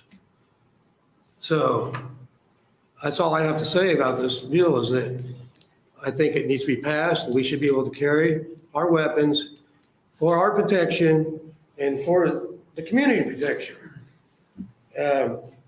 I did 4 years in the Marine Corps. I was a weapons instructor for 9 months. It's not rocket science. Most people are responsible. The ones that aren't responsible are the ones that probably shouldn't be having a gun in the first place. So that's all I have to say. Thank you. Okay. Well, thanks for coming down. Oh, Senator Brandt. Thank you, Chairman Lathrop. I'm just a little curious. We passed a law last year that the State Patrol had to give you 30 days notice before that expired. And then upon expiration, you had another 30 days grace period. Did you not get a notice from? I did not receive a notice, and none of the 9 people that are taking this course this weekend received a notice. Because one of them brought up to me, I wish the state of Nebraska would do like they do a driver's license, give you 90 days upfront notice that your license is going to expire. So actually, I was driving around for 2 months as a felon because I didn't even look at this till one day I cleaned my wallet out and I go, oh man, I have been driving around with a concealed weapon in my console. If I would have been stopped by any law enforcement, automatic felony. And I probably win in court, but it cost me a bunch of money. And this is why I'm testifying today. Sure. Senator Slum has got a Just question. to clarify on Senator Brandt's question, I believe the effective date for that bill was the start of this year, so it wouldn't have been covered. All right. We did, Senator Brewer passed a bill last year to give a grace period after it expires so that you don't have to take a class and also that you be notified. But I think it's 30 or 60 days out that your permit's about to expire.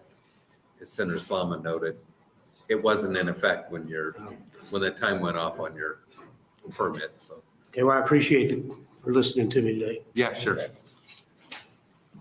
Okay.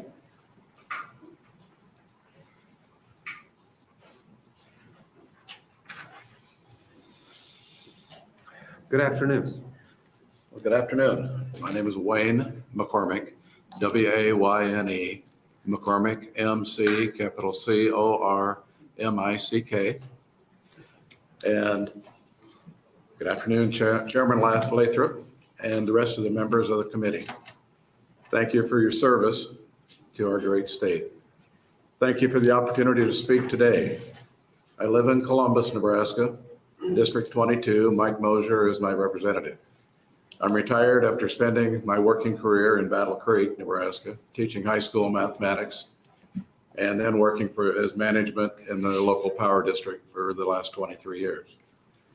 I rise today in support of LB 773, introduced by Senator Tom Brewer, which would provide for the carrying of a concealed weapon, handgun without a permit, and would prohibit regulation of such carrying by cities, villages, and counties. Now, we already have the right to concealed carry, and I'll tell you the same thing that I would tell a law enforcement officer, that I do have a permit. I am not carrying today. So, but we are forced as citizens, I guess, to spend a significant amount of time and money to be able to exercise that right. Self-defense should not be restricted to those who have the time, the opportunity, and the money to obtain a permit to carry a concealed weapon, which is a right that we all have. Again, I support LB 773 and thank Senator Brewer and all the co-sponsors for introducing this bill. And I urge the committee to move this bill out of committee so it can be debated by the entire legislative body. I understand maybe it is a priority bill, so it probably will reach the floor, which I am excited about. And thank you for your time and consideration of LB 773. Do you have any questions for me? I don't see any. Mr. McCormick, you've been here before, haven't you? Yes, I have. Okay, I And recognize. appreciate the ability to do this and Yeah. represent the people that I know, my family, and Yeah. everybody else. So thank you very much. Very good. Thanks for being here. Next, proponent. Anyone else here to testify in favor of the bill? How many other people want to testify in favor of the bill? Okay, so we'll be taking up opposition testimony after this.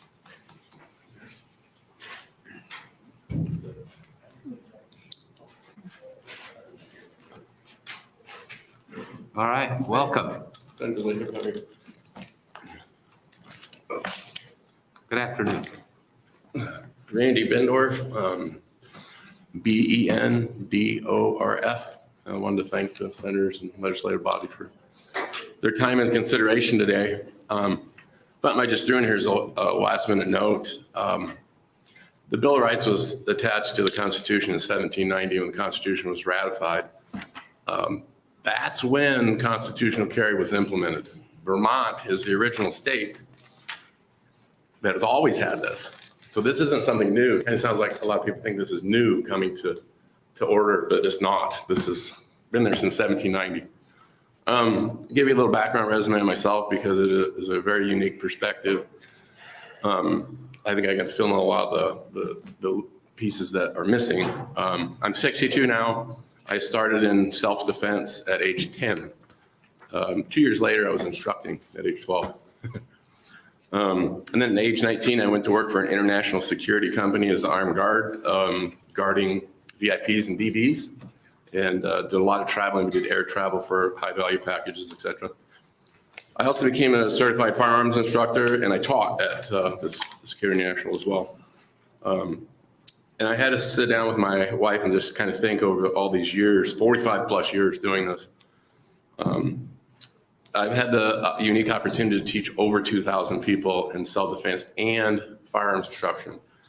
And even as a range officer for 7 years, what was unique is learning of all the people that first get a firearm. So they're new to firearms. And these are people that would never have put their hand on a firearm, but for violent crimes against themselves, family members, loved ones, they felt that they needed that leverage to equal a violent criminal.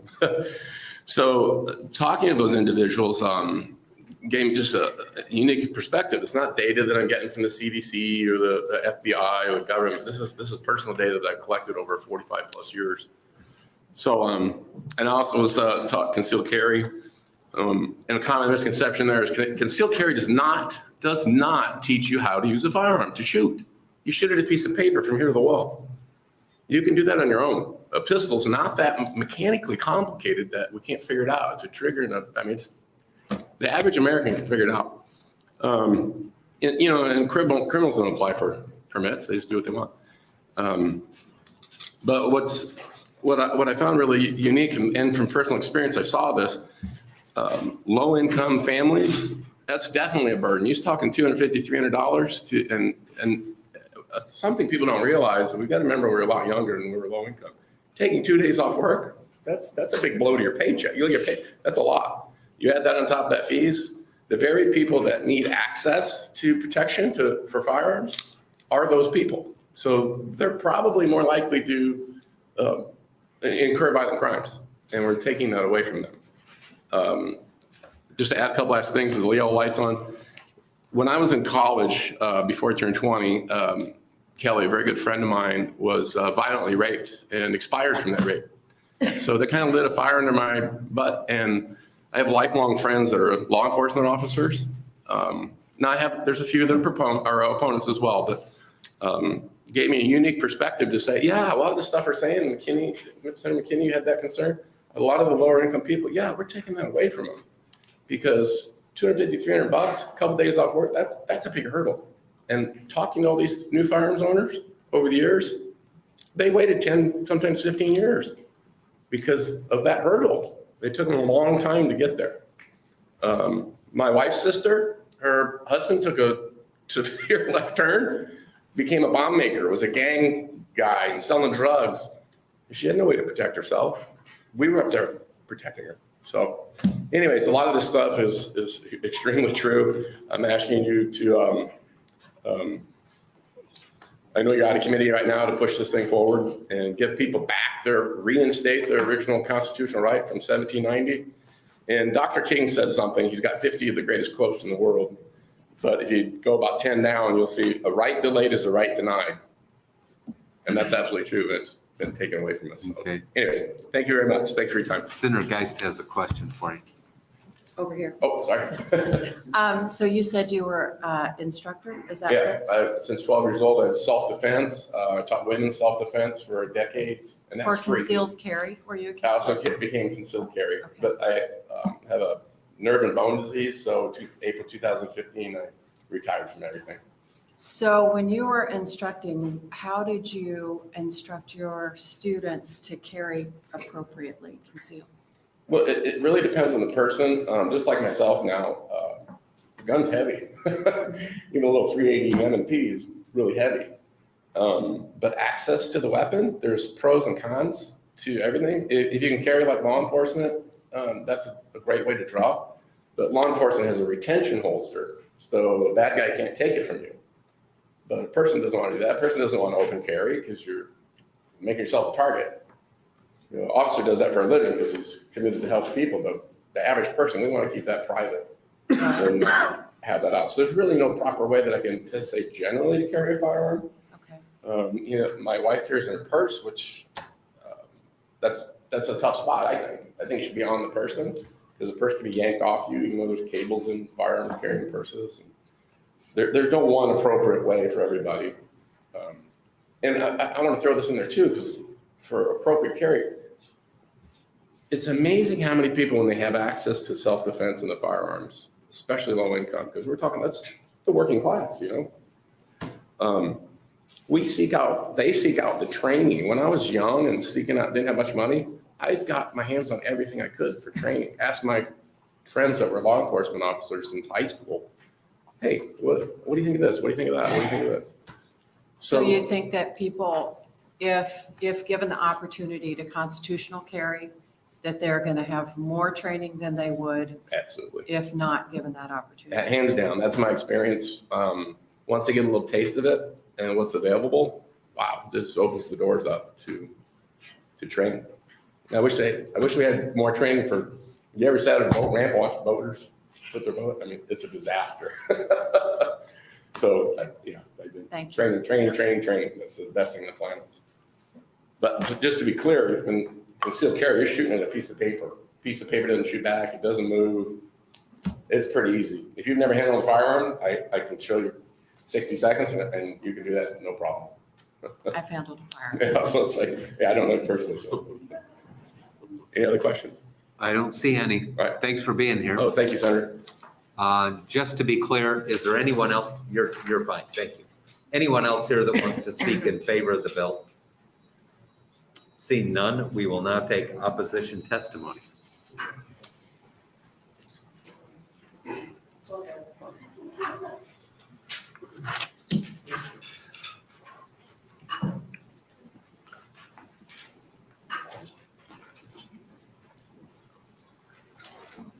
Good afternoon and welcome.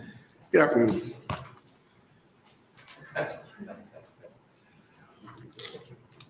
Yeah, go ahead. All right. Good afternoon, Chairman Lathrop and members of the Judiciary Committee. My name is Anthony Connor, ANTHONY, CONNER. I'm president of the Omaha Police Officers Association. Let me state clearly that the OPOA and the men and women of law enforcement whom we represent strongly support the Second Amendment and legal gun ownership.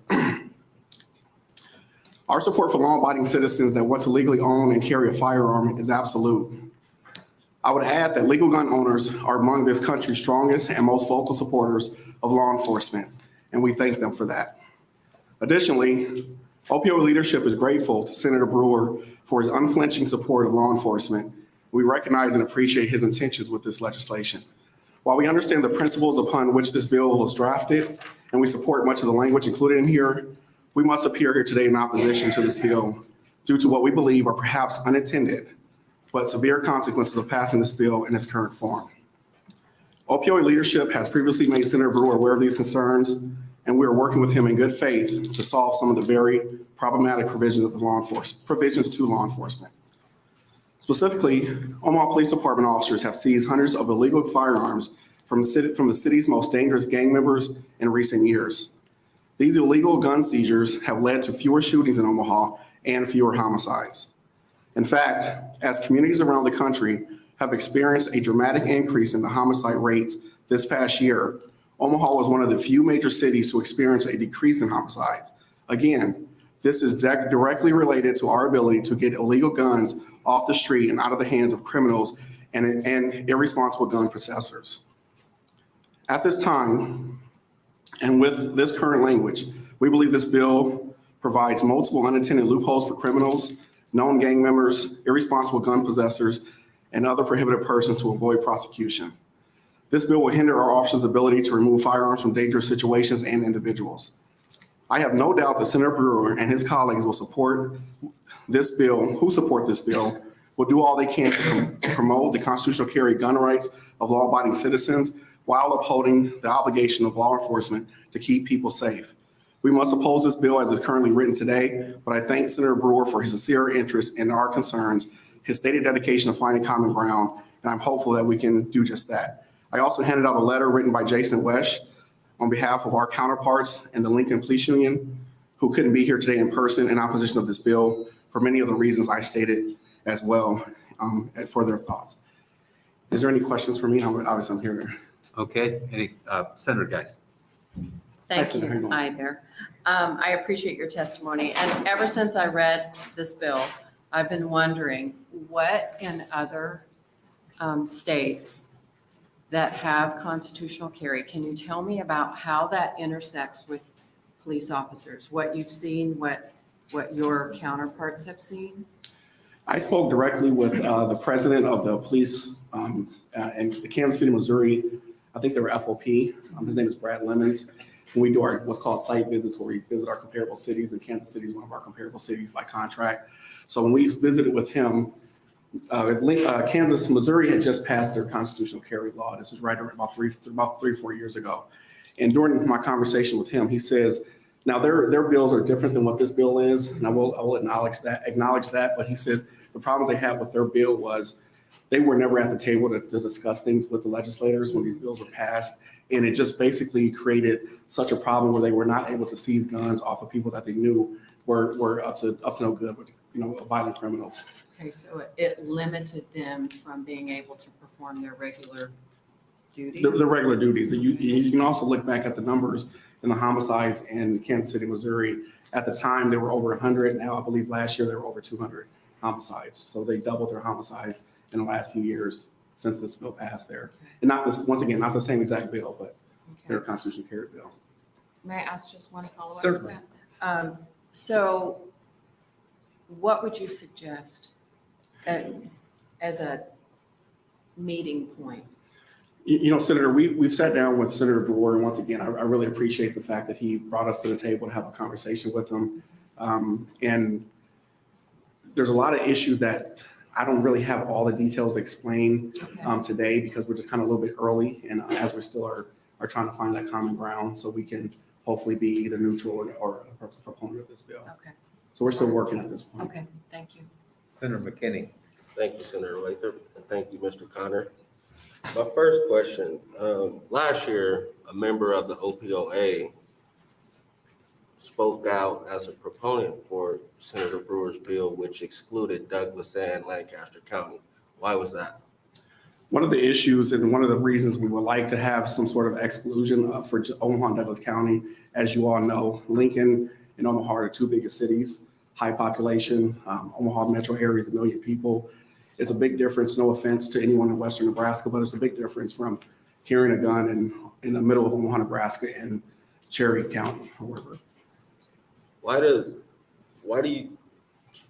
Can you explain further why does Omaha need a special gun law except outside of the rest of the state? Well, obviously, if anyone that's paying attention to the news, we have more homicides. They're all in Omaha, in the entire state. The vast majority are in Omaha. So, I mean, that's obviously an issue. So And a lot of those shootings. Is it your belief urban areas are more inherently violent than the rest of the state? It's my belief that when you have a population density like a metro area like Omaha, Lincoln, or any other major city, you're certainly going to have more violence because there's more people compacted in a smaller area. And it was mentioned earlier, I believe, that you guys would like to be able to possibly search individuals that may have bulges when patrolling. Why is that? I have no idea I wasn't here earlier to hear that testimony, so I'm not fair. aware of that. And I guess Omaha and Lincoln probably encompass a lot of the minority populations in the state, and excluding them basically says the minority populations in the state of Nebraska don't have the right to constitutionally carry. Are you okay with that? One of the things about when you talk about the concentration of minorities, I mean, the reality is, and I'll get here, Senator Waynes, who's my senator, his testimony about the majority of Black residents in Nebraska live in your district, which is the district I grew up in, by the way, and live in Justin Wayne's district, who's my state senator. That is the concentration majority of Black residents in the state of Nebraska. But also when you look at the amount of homicide victims, a vast majority of those are also Black and brown, unfortunately. Okay, so and my last question here, since you're concerned, I'm assuming, and you can correct me if I'm wrong, you're trying to make sure that these citizens are protected in these areas that may have more violence or more higher crime rates than the rest of the state. So because of that, do the Omaha Police Officer Association and Omaha Police Department plan to go into the Urban Affairs Committee and the Appropriations Committee to support the North Omaha Recovery Plan to improve the environment of the individuals that you guys over incarcerate? I'm going to just disagree a little bit with your statement that I don't believe we over incarcerate Black and brown people. I think that's just a misinformation and not based in fact. But I will say that, yes, we are intended on supporting that bill. I've talked to my lobbyists and should be reaching out to you about some of our support for that bill. Thank you. All right. Senator DeBoer. Yes, ma'am. Thank you for your testimony. Can you tell me what, from a law enforcement perspective, because as I'm listening to the testimony, the sort of key difference is whether you can carry your gun visibly or not visibly. So what difference does that make for law enforcement?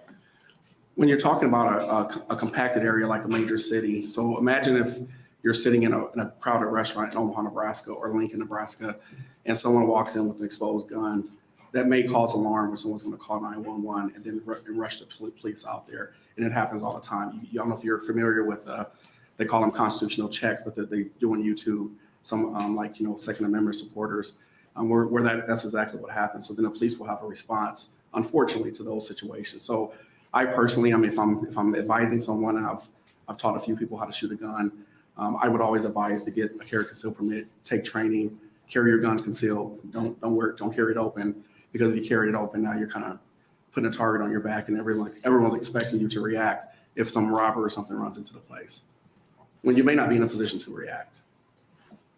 So does it matter for you when you're responding to a call, let's say, if you can see where the weapons are or not? Does that affect, I would think it would, but I don't know your job. So does that affect you, or do you just assume everyone's got a gun, or how does that work? Well, I mean, it is, if we're being as transparent as possible, certainly police officers, we always assume the worst and then hope for the best. That's our approach on every call. But as we approach people, and especially with the way the language in this bill is written, there is an obligation to actually alert law enforcement that you're carrying concealed, which we appreciated that provision. We're having some disagreement on the penalties and what those penalties should be. Oh, okay. But it does make a difference for you in terms of, let's say you don't know who's got it or not. your reaction is always going to be slower than action. Okay. And police officers are always responding to someone's actions, so it's always going to be slower. So if someone is choosing that their mind is made up that they're going to shoot a police officer, we're already behind the 8 ball. We're already at a disadvantage automatically.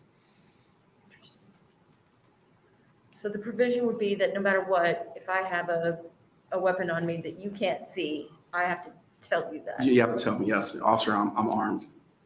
Do you think that people will do that? I believe so. One of the things I think, once again, why we believe Senator Brewer's intent was pure here, we do support the Second Amendment. We support citizens carrying guns. We are advocates for CCW permits, and we've always have been.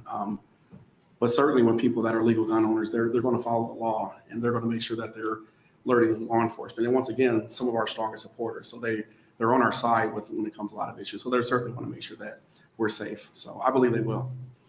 You believe that people will tell you that they have a gun? Yes, ma'am. When you pull them over now and they have CCW permits, that's typically what happens, right? Yes. You don't typically find that they don't. Well, we do have it in our system. We will know they have a permit, but they I mean, at least in my experience, they've always told us that they're armed. I haven't had a situation yet in my experience where someone is with a CCW permit did not alert me.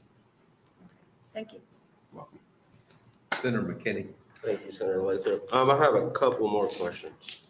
Throughout the years, or just generally, how often does the Omaha Police Department prevent gun crimes?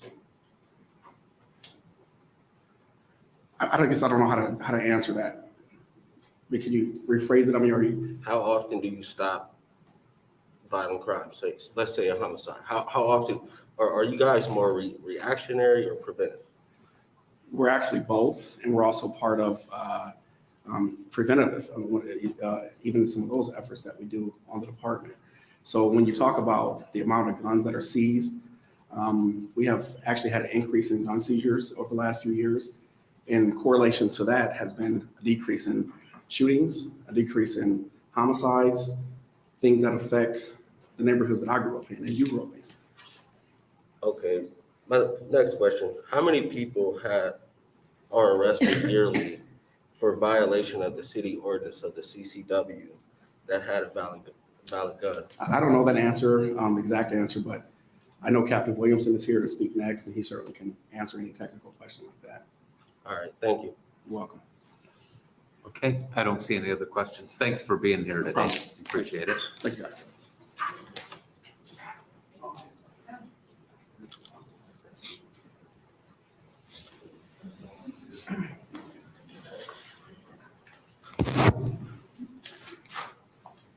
Good afternoon and welcome.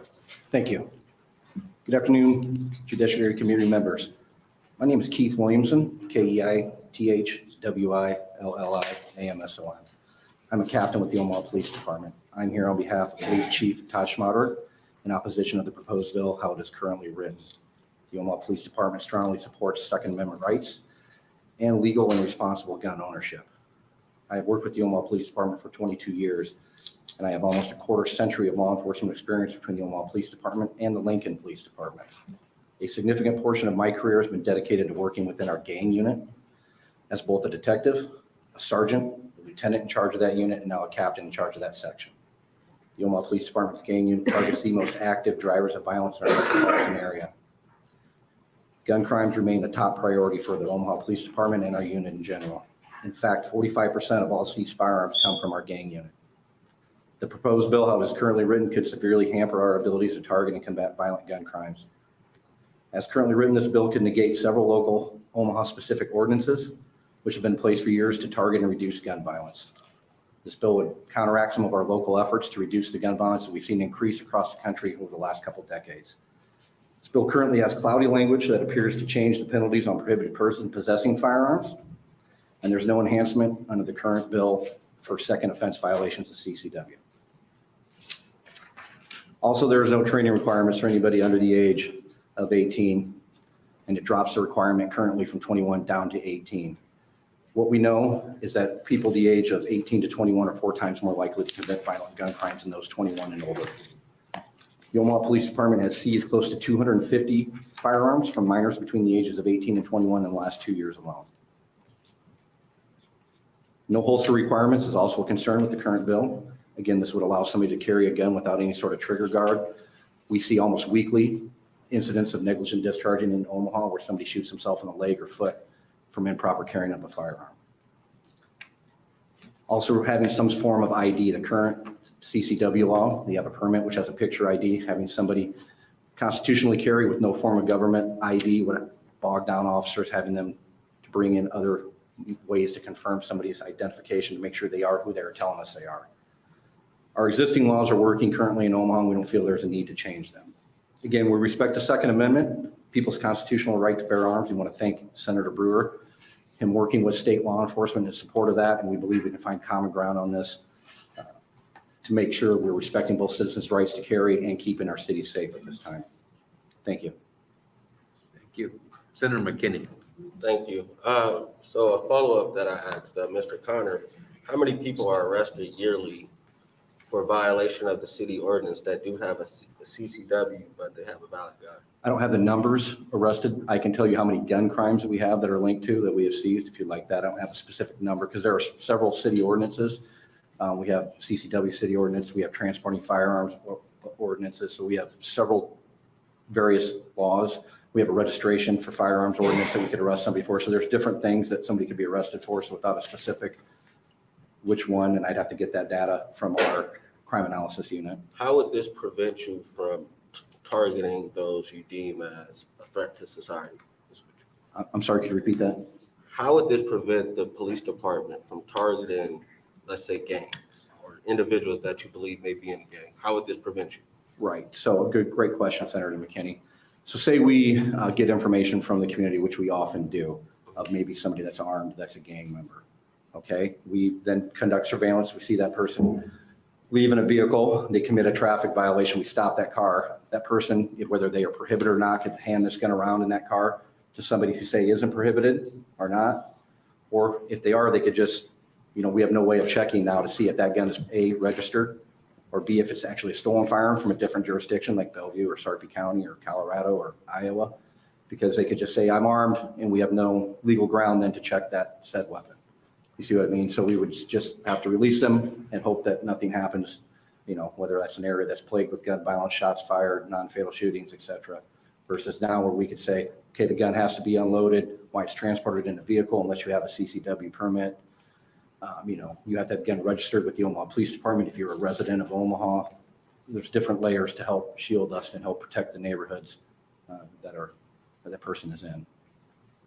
So are you also okay with excluding counties that primarily encompass minority populations from being able to constitutionally carry? You're okay with that, right? I'm okay with secluding counties. Is that what you're trying to say? Excluding. Excluding counties? Yeah. I believe last year that the Attorney General spoke on that, Yeah. and our stance would be the same as the Attorney General's. Okay, so it's okay in Omaha and Lincoln now. I'm sorry? It's okay in Omaha and Lincoln now. I would confirm that our department's stance is what the Attorney General of the state of Nebraska spoke on it. Okay.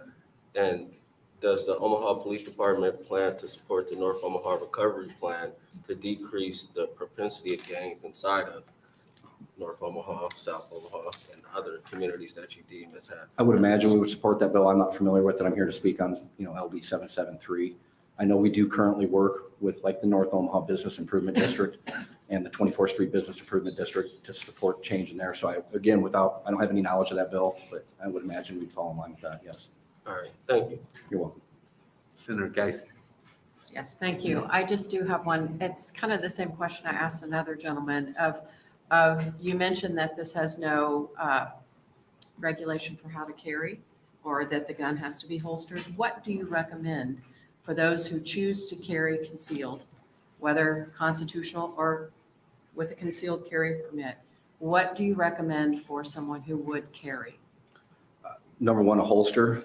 Two, again, I would like some sort of government ID. I think that helps us out as it is currently now. Training is big as well. I know somebody spoke on that earlier when I just walked into the room. They're talking about training. I've been a state certified firearms instructor for 15 years.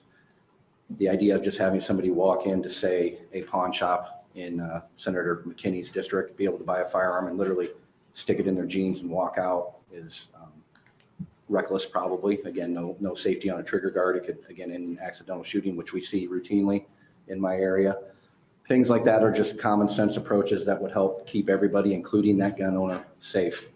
And they're comfortable operating their firearm that they can legally possess. Thank you.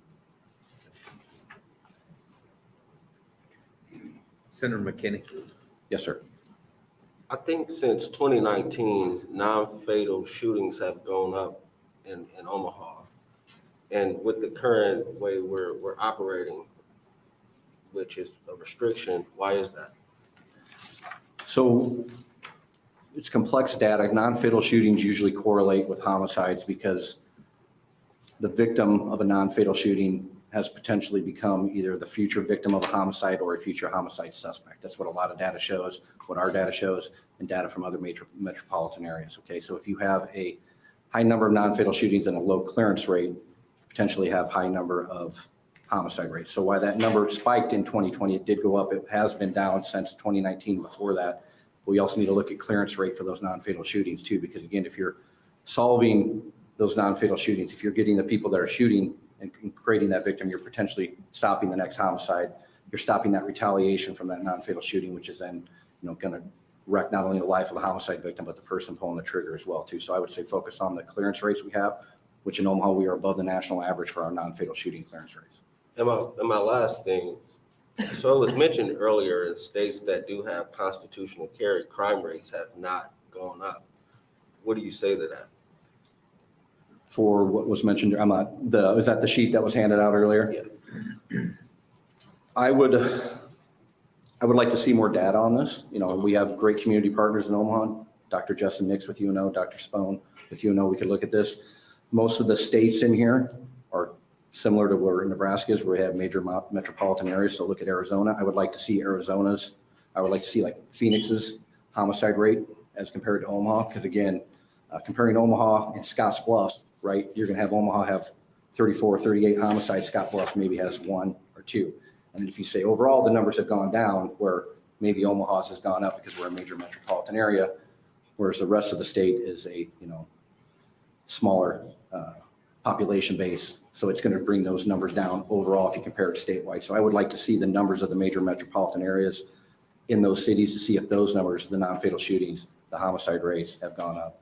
Also with this, murder is a vague term. Again, somebody can be murdered with hands, a knife, a vehicle, a beer bottle versus shooting. So the gun homicide rates gone up in the state versus murder rates. You understand what I'm saying? So that's a little bit more data here would clean this up because again, stats can show anything, especially if they're muddied down and watered down like this. Could appear to be, again, a state's a big area. And again, major metropolitan areas, again, some of these states might have higher rates. I'm not saying they do. I have some more questions on this sheet. So if this was to pass, what would happen in Omaha? I don't have a crystal ball, Senator McKinney. I don't know. I would think, like President Connor testified, it would restrict our ability to get guns out of the hands of people with criminal intent, which would then lead to more non-fatal shootings and possibly more homicides. I can't take a gun that's been seized off the streets out of a prohibited person's hands and say, this gun right here saved this person's life, right? But the numbers speak for themselves. If our gun seizures go up, our violent crime rate goes down. Would you say the disproportionate amount of arrest of Black and brown individuals would decrease if this passed, since it would restrict you guys? I don't know. Like President Connor said, we have a disproportionate number of crime victims that are people of color.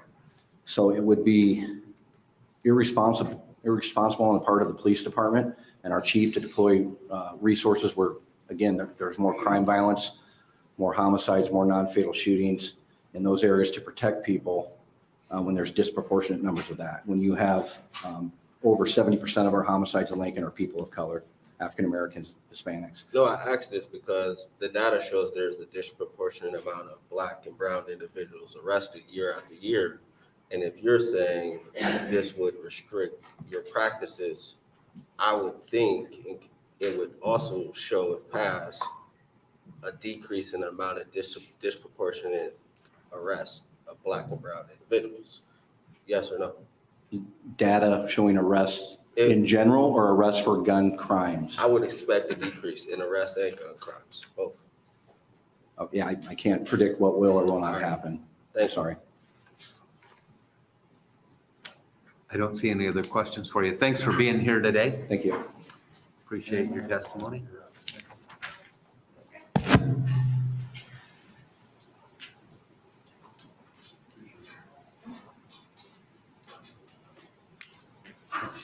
By the way, before I get started, I'm a second-class citizen. There you go. All right. My name is Vincent Winowit. Are you ready? Oh, yeah, let's do it. Okay, go ahead. My name, good evening, Chairman Lathrop and Senator. Can you speak up just a little bit? Yeah, I will. How's this? I'll still do it with dignity. How's that? Sit straight up. Better. Hello, Senator Lathrop and Chairman and Senators. And so I'm a second-class citizen. I don't want to be one either. Oh, I didn't get a sheet. Can I have a sheet, please?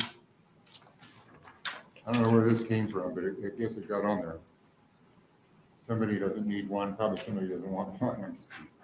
All right, so I'm going to skip the first piece because it's anyway, I support the Second Amendment, although not really enchanted with like 507 round clips.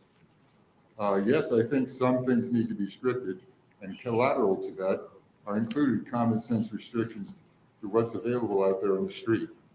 There will be one day, looking as far ahead as you can behind, where guns in the hands of the citizens will probably be required to act against tyranny if we're lucky.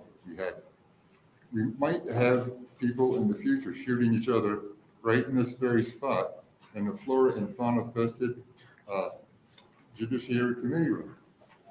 I'm totally for the Second Amendment. But I tell you what, for one thing, I'll keep going with the text here. I made a little extra time because of my cognitive thing. You see, I won't abuse it. I just hope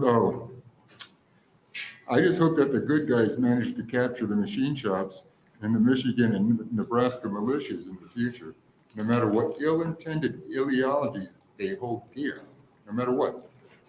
Indeed, power to the Second Amendment, and even probably and particularly concealed weapons permits. My brother has one. You know, he had in Texas, took it very seriously. And the training applies to all of us, you know, as far as we all need to learn. That's why they have it. They are not tasers. People need to be safe handling such power. And like for me personally, I would like to see an open knife where I can carry one 3.5 inches longer. You can't currently carry a knife and open that's 3.5 inches longer, can you? Does anybody know? Well, I'd like to. I mean, I don't know if that's I can't believe nobody in here knows, because I'm going to have to be holding the damn thing. If you think I'm going to be able to have a chance to use it, I know better than that.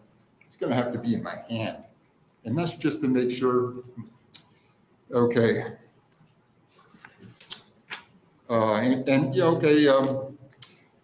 To require education, and some that some wild and Willie Yosemite Sam types would especially need. You know, these and the training applies. Yeah, okay.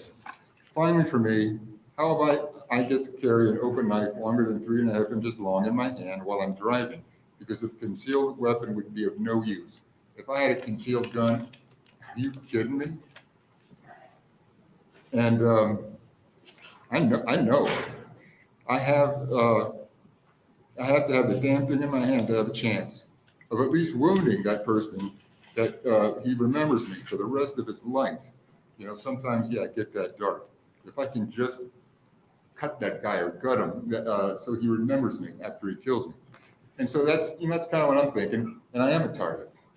I was thinking maybe I think somebody could supply me here with a field target I can drape over the back of my chair with my double hole that's already on there.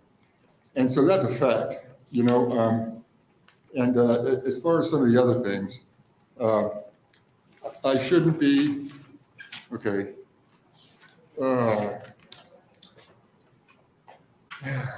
I wonder how many, if there's any data on the kids being killed by having these permits that are, that, you know, do you always put them away? Does anybody know about kids dying?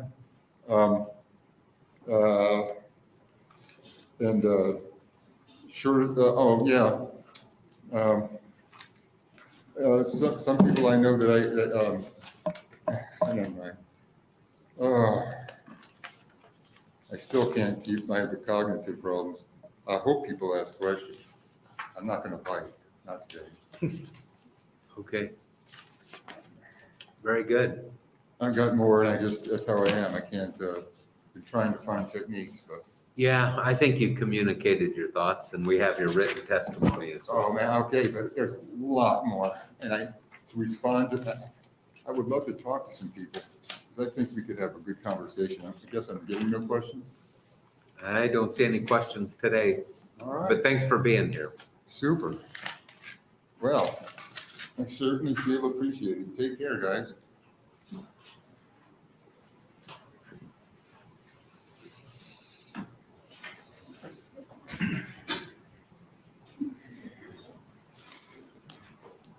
Good afternoon. Hello. Senator Lathrop, Senators, it's nice to be here with you today. Thank you. My name is Teresa Ewens. First name is T-E-R-E-S-A. Last name is E-W-I-N-S. I'm the Chief of Police for the Lincoln Police Department. I'm present today to offer testimony in opposition of LB 773. Also, I've been asked to state that there is opposition from the Police Chiefs Association of Nebraska, as well as the Police Officers Association of Nebraska. After review of this proposed legislation and internal conversations of its impact to our organization and the community of Lincoln, I have some major concerns. One, I've broken it down into the letter that I wrote into three really specific areas: officer and public safety.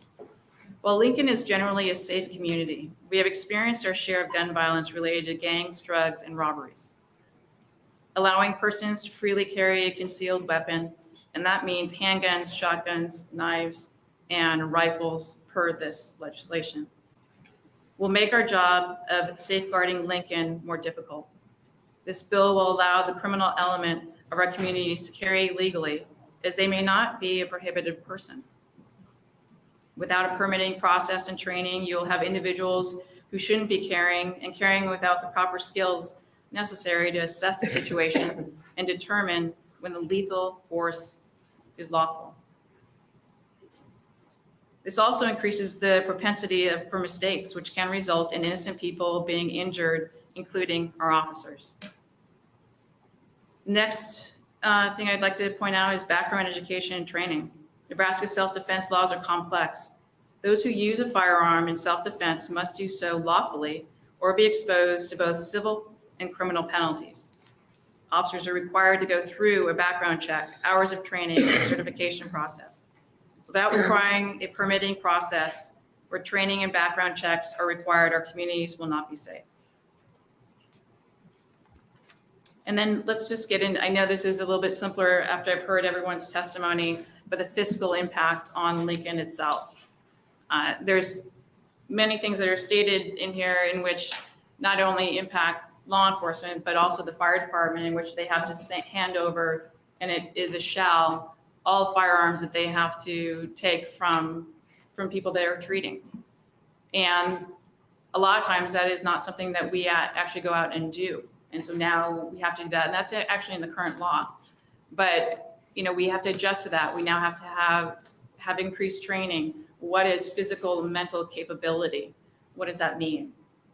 The one thing I want to kind of get off script a little bit is no one's mentioned the need to call 911 in their testimonies. And as a chief of police coming from a city of 800,000 people and worked in the worst crime areas, I will tell you, not calling 911 is a huge mistake, and take it upon yourself to do what law enforcement should do. I'll leave it at that. got my red light, so. Okay. Any questions? Senator DeBoer.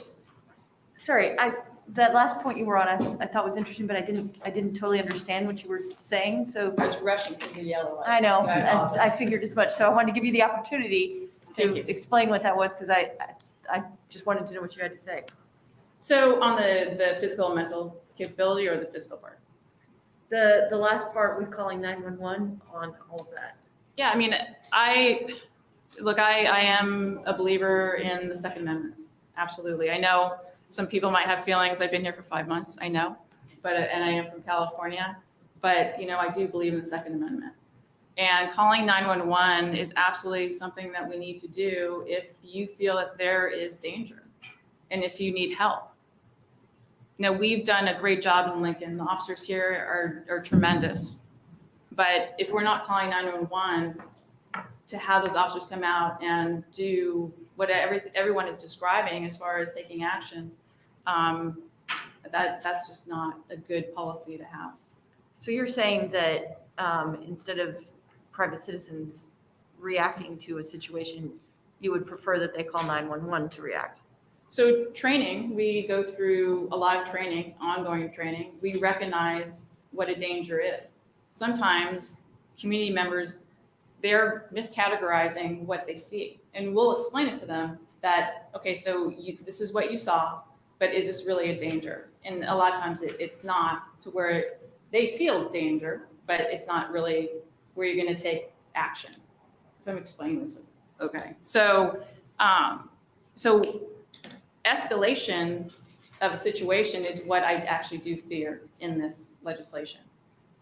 I can come to you and say, you know what, you need to stop what you're doing right now. Because if you're putting yourself in harm's way, that's also a problem. You're escalating it. Where it may, if an officer comes, they're going to de-escalate the situation. They may actually have a peaceful ending to it. But if you have somebody that's not trained, that doesn't understand that, then it can escalate and get really out of hand. Now, if a community member doesn't like what a police officer is doing, that also can be an escalation where it doesn't need to be. So it could be an argument that's going to get out of control, and then bad things will happen from that. So I think what I'm hearing you say is that you want to make sure that those who have been trained have the opportunity to respond to situations because you've been trained to do so. Is that right? Yes, it's our job. And then with respect to how it applies to this law or this bill before us, rather,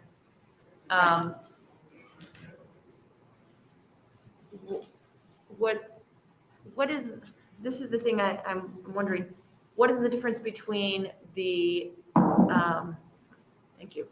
What is the difference between a concealed carry permit and just concealed carry without the permit, in terms of what you're talking about there? I'm just curious how it's relating to this bill. So when people feel, when you have the current law, you have a separation of the ammunition from the weapon. There's a pause there, in which if you're going to take action, you actually have to think about it instead of removing it and shooting. So when we talk about this, there's moments when you know danger. And I've been doing this for 26 years, and I've worked in very violent areas in San Francisco. And I've seen things develop, and I understand it. It's just you cannot, as a citizen, jump in because you're interpreting something. You may not even understand what you're seeing.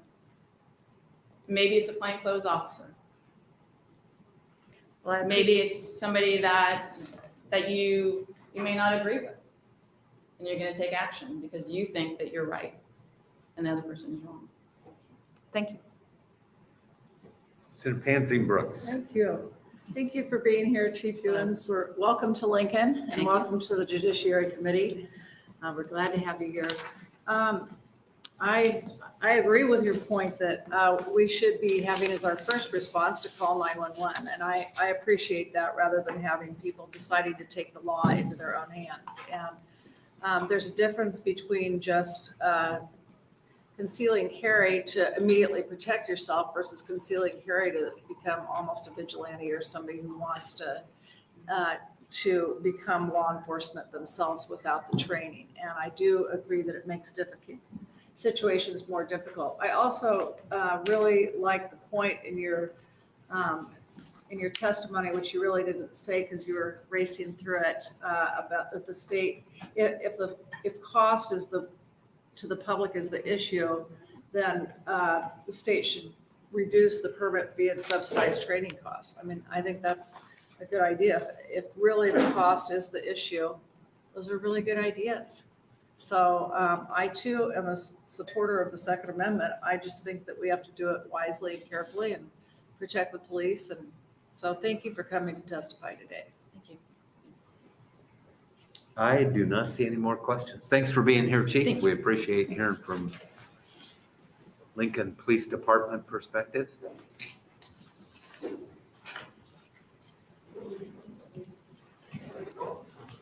Good afternoon and welcome. Thank you, Senator Lathrop and members of the Judiciary Committee. My name is Christy Abraham, Christy Abraham. I'm here representing the League of Nebraska Municipalities. And I come back to a question that Senator Lathrop asked at the beginning of this afternoon about a simple question about what is the difference between constitutional carry and our current concealed carry permit process. And I think the answer was something about, well, training, permits, and the fee involved. I just want to add to that. I think the issue is also the loss of local control. And that's why the League is here today. Historically, the League is always going to oppose any sort of legislation that takes away authority from municipalities. So you'll notice the first few sections of this bill do take authority away from cities to regulate concealed carry. That is a concern that we have. And so I wanted to bring that to the committee and let you know about our concerns. We are very happy to work with Senator Brewer to make any changes that might be necessary to maintain some local control that we currently have. So thank you so much for your time. That's it? That's it. That's everything the league has to say. Senator I'm not Lathrop, mocking you. That's- Most people are well into the yellow light before they're done. and I appreciate that, but I respect your time and that's it. That's all I've got. Perfect. Okay. Thank you so much for being here. Any questions for the testifier? I see none. Thanks Thank you for so coming. much.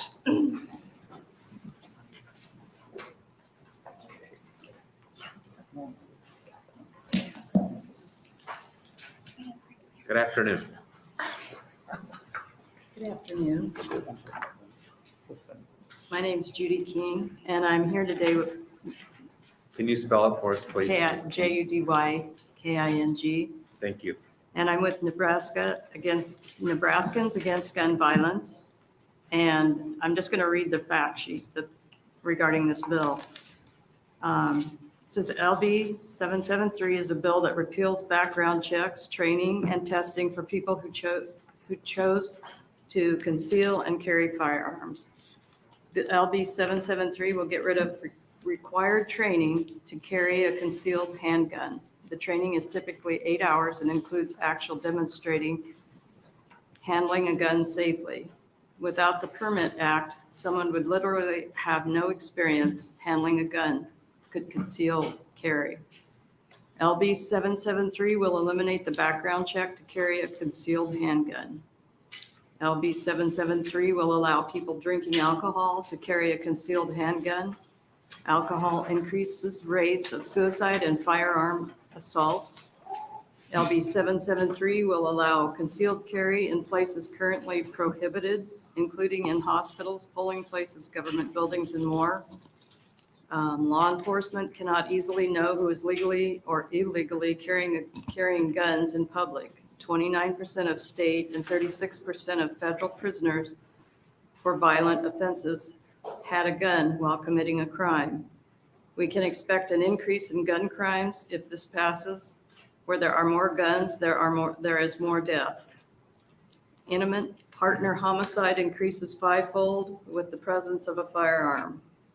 And in Nebraska in 2019, of 205 firearm deaths, 75%, actually 154 were suicides. More widespread access to firearms is not a solution.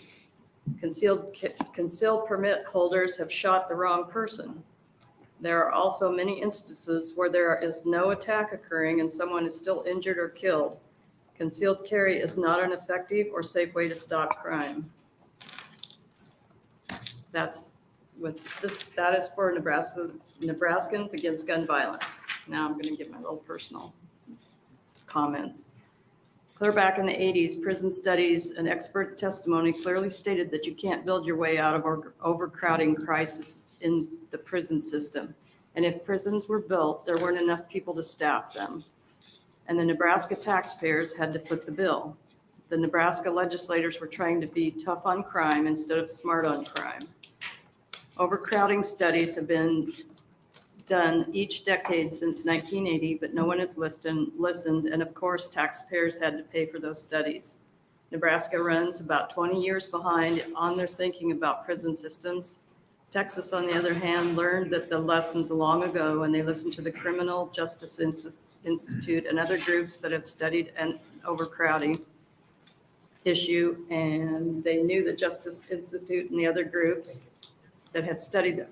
They knew how to pull all pieces together, prison administration, police, judicial systems, all necessary stakeholders to get a well-rounded perspective. Ms. King, And you then- got a red light. Okay, and then they Okay. have this bill, which is going to probably put more people in prison. Okay. And can I give one more comment? You know what? Let's see if there's any questions. I have to enforce the red light from person to person and from hearing to hearing. And if I don't, it gets away from me and I have problems later on. This So is a rebuttal to what Dr. Hamill said earlier. you have the red light, so you have to stop, I'm afraid, Ms. Okay. King. Okay, let's see if there's any questions. Would anybody like to hear it? Senator Brand. Thank you, Chairman Lathrop. I'd like to correct a couple things that you testified on. One, you cannot drink alcohol and carry a concealed weapon. That's on page 20 of the bill, line 6. Also, anywhere that a concealed carry today, you cannot carry, it gives no exemption for a constitutional carry. The same rules apply. You can't go into a bank, a school. It's all outlined right here in the bill. So I just wanted to make that correction. Okay, can I make a correction to Dr. Hamill's comment? Nope. Okay. Okay, thanks, Ms. King. Next, opponent.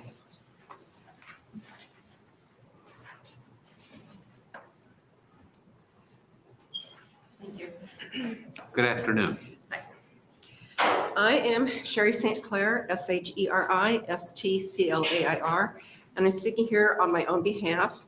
My concern is that permitless carry, as outlined, would put kids, families, and communities at risk by allowing people to carry hidden loaded handguns in public without proper vetting or safety training.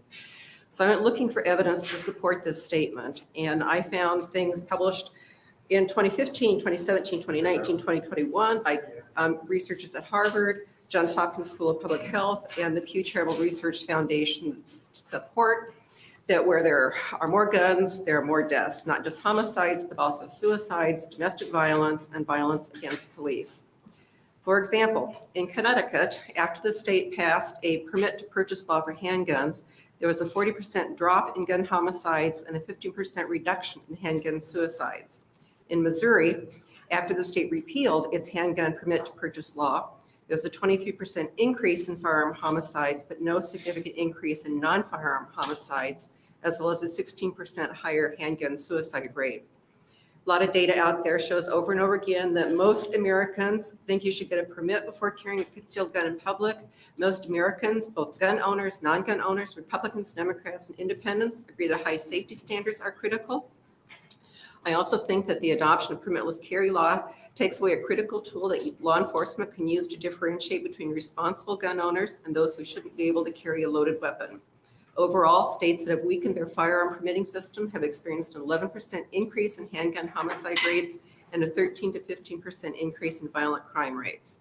So, since actually using a firearm has a very high likelihood of producing injury or death, I would like assurance that those with a gun have been appropriately vetted and have undertaken safety training. I don't think it's a burden, but rather an acceptance of responsibility to require permits for concealed carry, and I do not support advancement of LB 773. Got it all in. Very good. Any questions for Ms. St. Clair? I see none. Thanks for being here once again.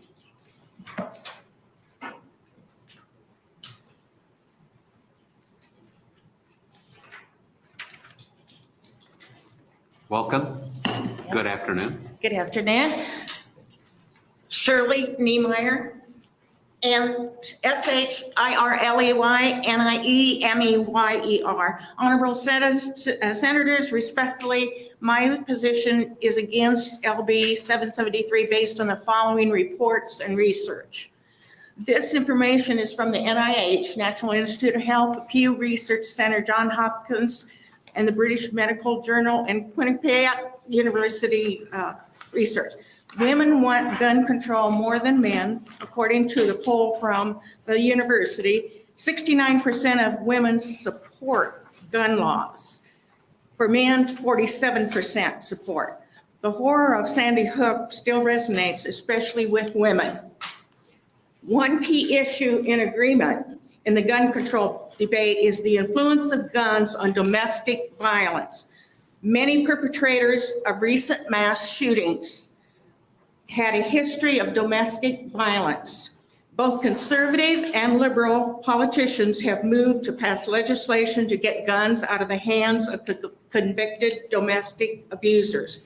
American women are 16 times more likely to be killed by a gun than women in other developed countries, according to the NIH, National Institute of Health. According to the gun safety group, Every Town for Gun Safety, 50 women are shot by their intimate partners every month, and 4.5 million women alive today have been threatened by a gun, by an intimate partner.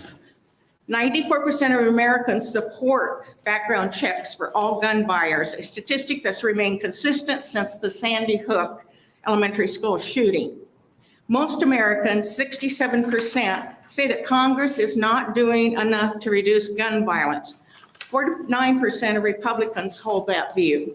According to a study of the U.S. gun control laws by the British Medical Journal Resource Center, there are higher rates of mass shootings in the U.S. states with more relaxed gun control. U.S. states with more relaxed gun control laws and higher rates of gun ownership have higher rates of mass shootings, according to the research reported in the British Medical Journal.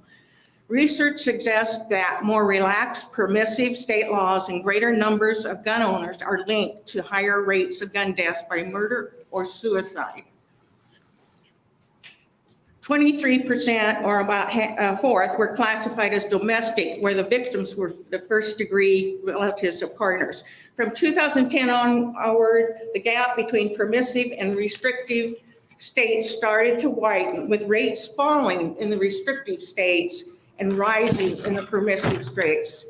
The analysis shows that the United States gun laws have become more permissive in recent decades, and that a growing divide in rate of mass shootings appears to be emerging between restrictive and permissive states. So I thank you for the opportunity to testify. I draw your attention to the gun violence in Nebraska and just suicide rates, especially among young people. So I think that this bill, keeping the permits, will help. It'll trace the guns, but also may help to prevent some of the violence that we see in our society. Thank you. Okay, any questions? I see none. Thanks, Ms. Niemeyer. Thank you.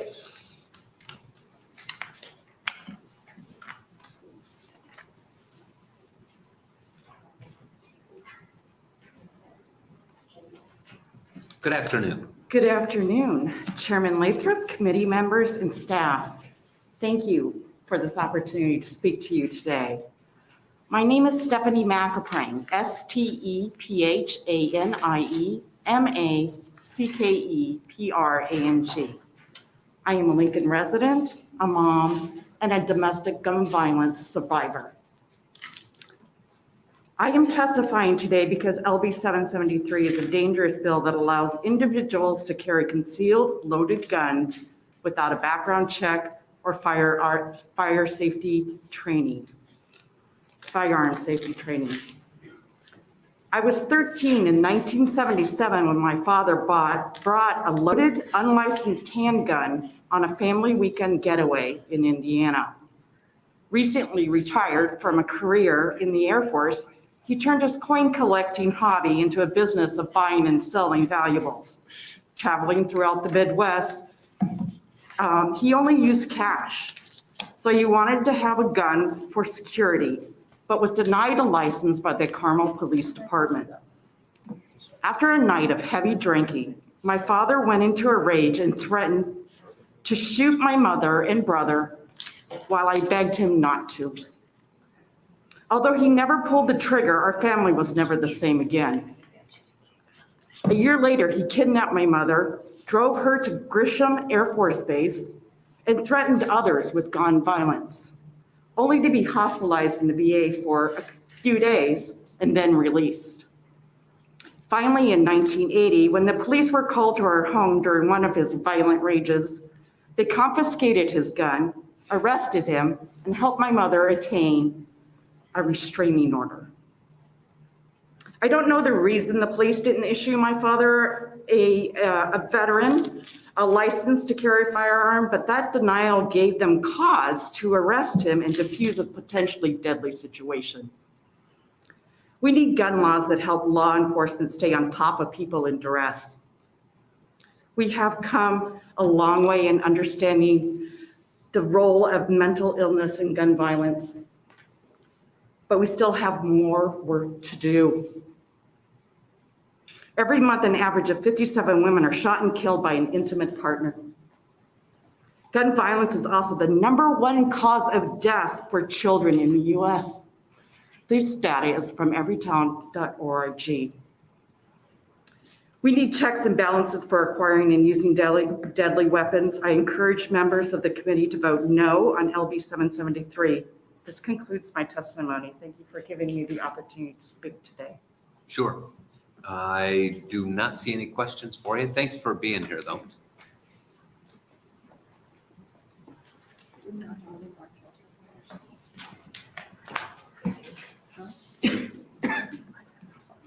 Good afternoon. Good afternoon. My name is Jaden Speed, Jayden-Speed. Good afternoon, Chairman Lathrop, committee members, and staff. Thank you for hearing my testimony today. I'm 17 years old, and I attend high school in Cass County, Nebraska. I'm a volunteer with Students Demand Action for Gun Sense in America. I began volunteering in gun violence prevention after the tragic 2018 school shooting in Parkland, Florida. I was only 13 at the time. I'm testifying today because LB 773 is a dangerous gun bill.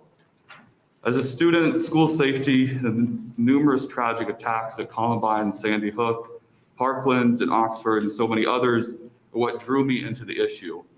However, as I became more engaged, more educated on the issue, it's the everyday gun violence that we don't see that harms Nebraska's communities the most. My experience leads me to emphasize that gun deaths in Nebraska have increased 26% from 2010 to 2019. Furthermore, gun violence costs Nebraska $1.2 billion annually. 33.9 million of that is paid by the taxpayers. Permitless carry will only increase and bring more everyday gun violence and costs to Nebraska's communities. Emerging data shows that the states that have passed permitless carry legislation are experiencing increases in gun violence. That's just a fact. The 2019 study showed that up to 27% increase in Missouri's homicide rate after their permit to purchase law was repealed. 88% of Americans think that you should get a permit before carrying a concealed gun in public. It's just common sense. I encourage the members of the committee to vote no on LB 773. This concludes my testimony, and thank you for giving me the time to be here today. Absolutely. Mr. Speed, thanks for being here. I don't see any questions today. Thank you. Anyone else here to testify in opposition to LB 773? I'm kind of looking around because I'm wondering where Senator Brewer is. I will slowly ask if there's any neutral testimony. Generally, after neutral testimony, the introducer will close on the bill, and we'll give Senator Brewer a moment. Anyone here to testify in a neutral capacity? Okay, well, the last step in this process is to allow Senator Brewer to close, and while we're waiting for him to arrive, Senator Brewer. Sorry about that. Hey, let me do one thing before you close, if you don't mind. In the, okay, we have position letters for the record that have been received. We have 196 proponent letters, 30 opponent letters, and 1 in the neutral capacity. Senator Brewer, you may close. Thank you. All right, you guys. You can take a minute to catch your breath. Well, you guys had a long afternoon and you've been patient. You've asked good questions. Here's I think where we need to kind of refocus on this. At no point did anyone say that we shouldn't call 911. At no point did anyone say that you should try and somehow perform the duties of a police officer. Again, the idea behind constitutional carry is that you would be able to protect yourself or your family. Somehow it got twisted into things that it shouldn't have. And, you know, the meeting was with the Omaha Police Department. Obviously, we should have met with Lincoln too, because there's just a lot of information that wasn't accurate and wasn't true. So we're gonna have to step back a little bit on that one. We're gonna, again, we've met and are working through what will be an amendment that will fill in some of these issues. And a good example that was second offense for failure to announce that you are in possession. We also talked about the need to specify 21 years of age, specify that you cannot either have alcohol or a controlled substance in your system and be in possession. So we're willing to work with law enforcement to figure out how do we do that? You know, what does it look like? But the challenge is this. What you heard from is the Omaha and Lincoln Police Departments. What you didn't hear about or from is all of those police and sheriff's offices all across Nebraska that can't stand down people to send here to testify. So please understand that there are times in this bubble here, what you get is primary Lincoln or Omaha testifiers because they're close enough to come here to testify. So you don't get the pulse of the state on a lot of these issues. This is the pulse of what I'm hearing. Those numbers you just announced, that's the reality of the situation. There is a move afoot that people want the ability to have their Second Amendment right without paying for it, without having a situation where financially you can do it, or because of where you live, you're just not going to be able to have that. And that's not right. And that's not the way the Constitution designed it. So here's where I'm at. We're going to work with law enforcement to figure out what right looks like. Now, the other issue was brought up with holster. You know, how do we secure that so that it's safe and proper? We're all in favor of that. We want it to be that way.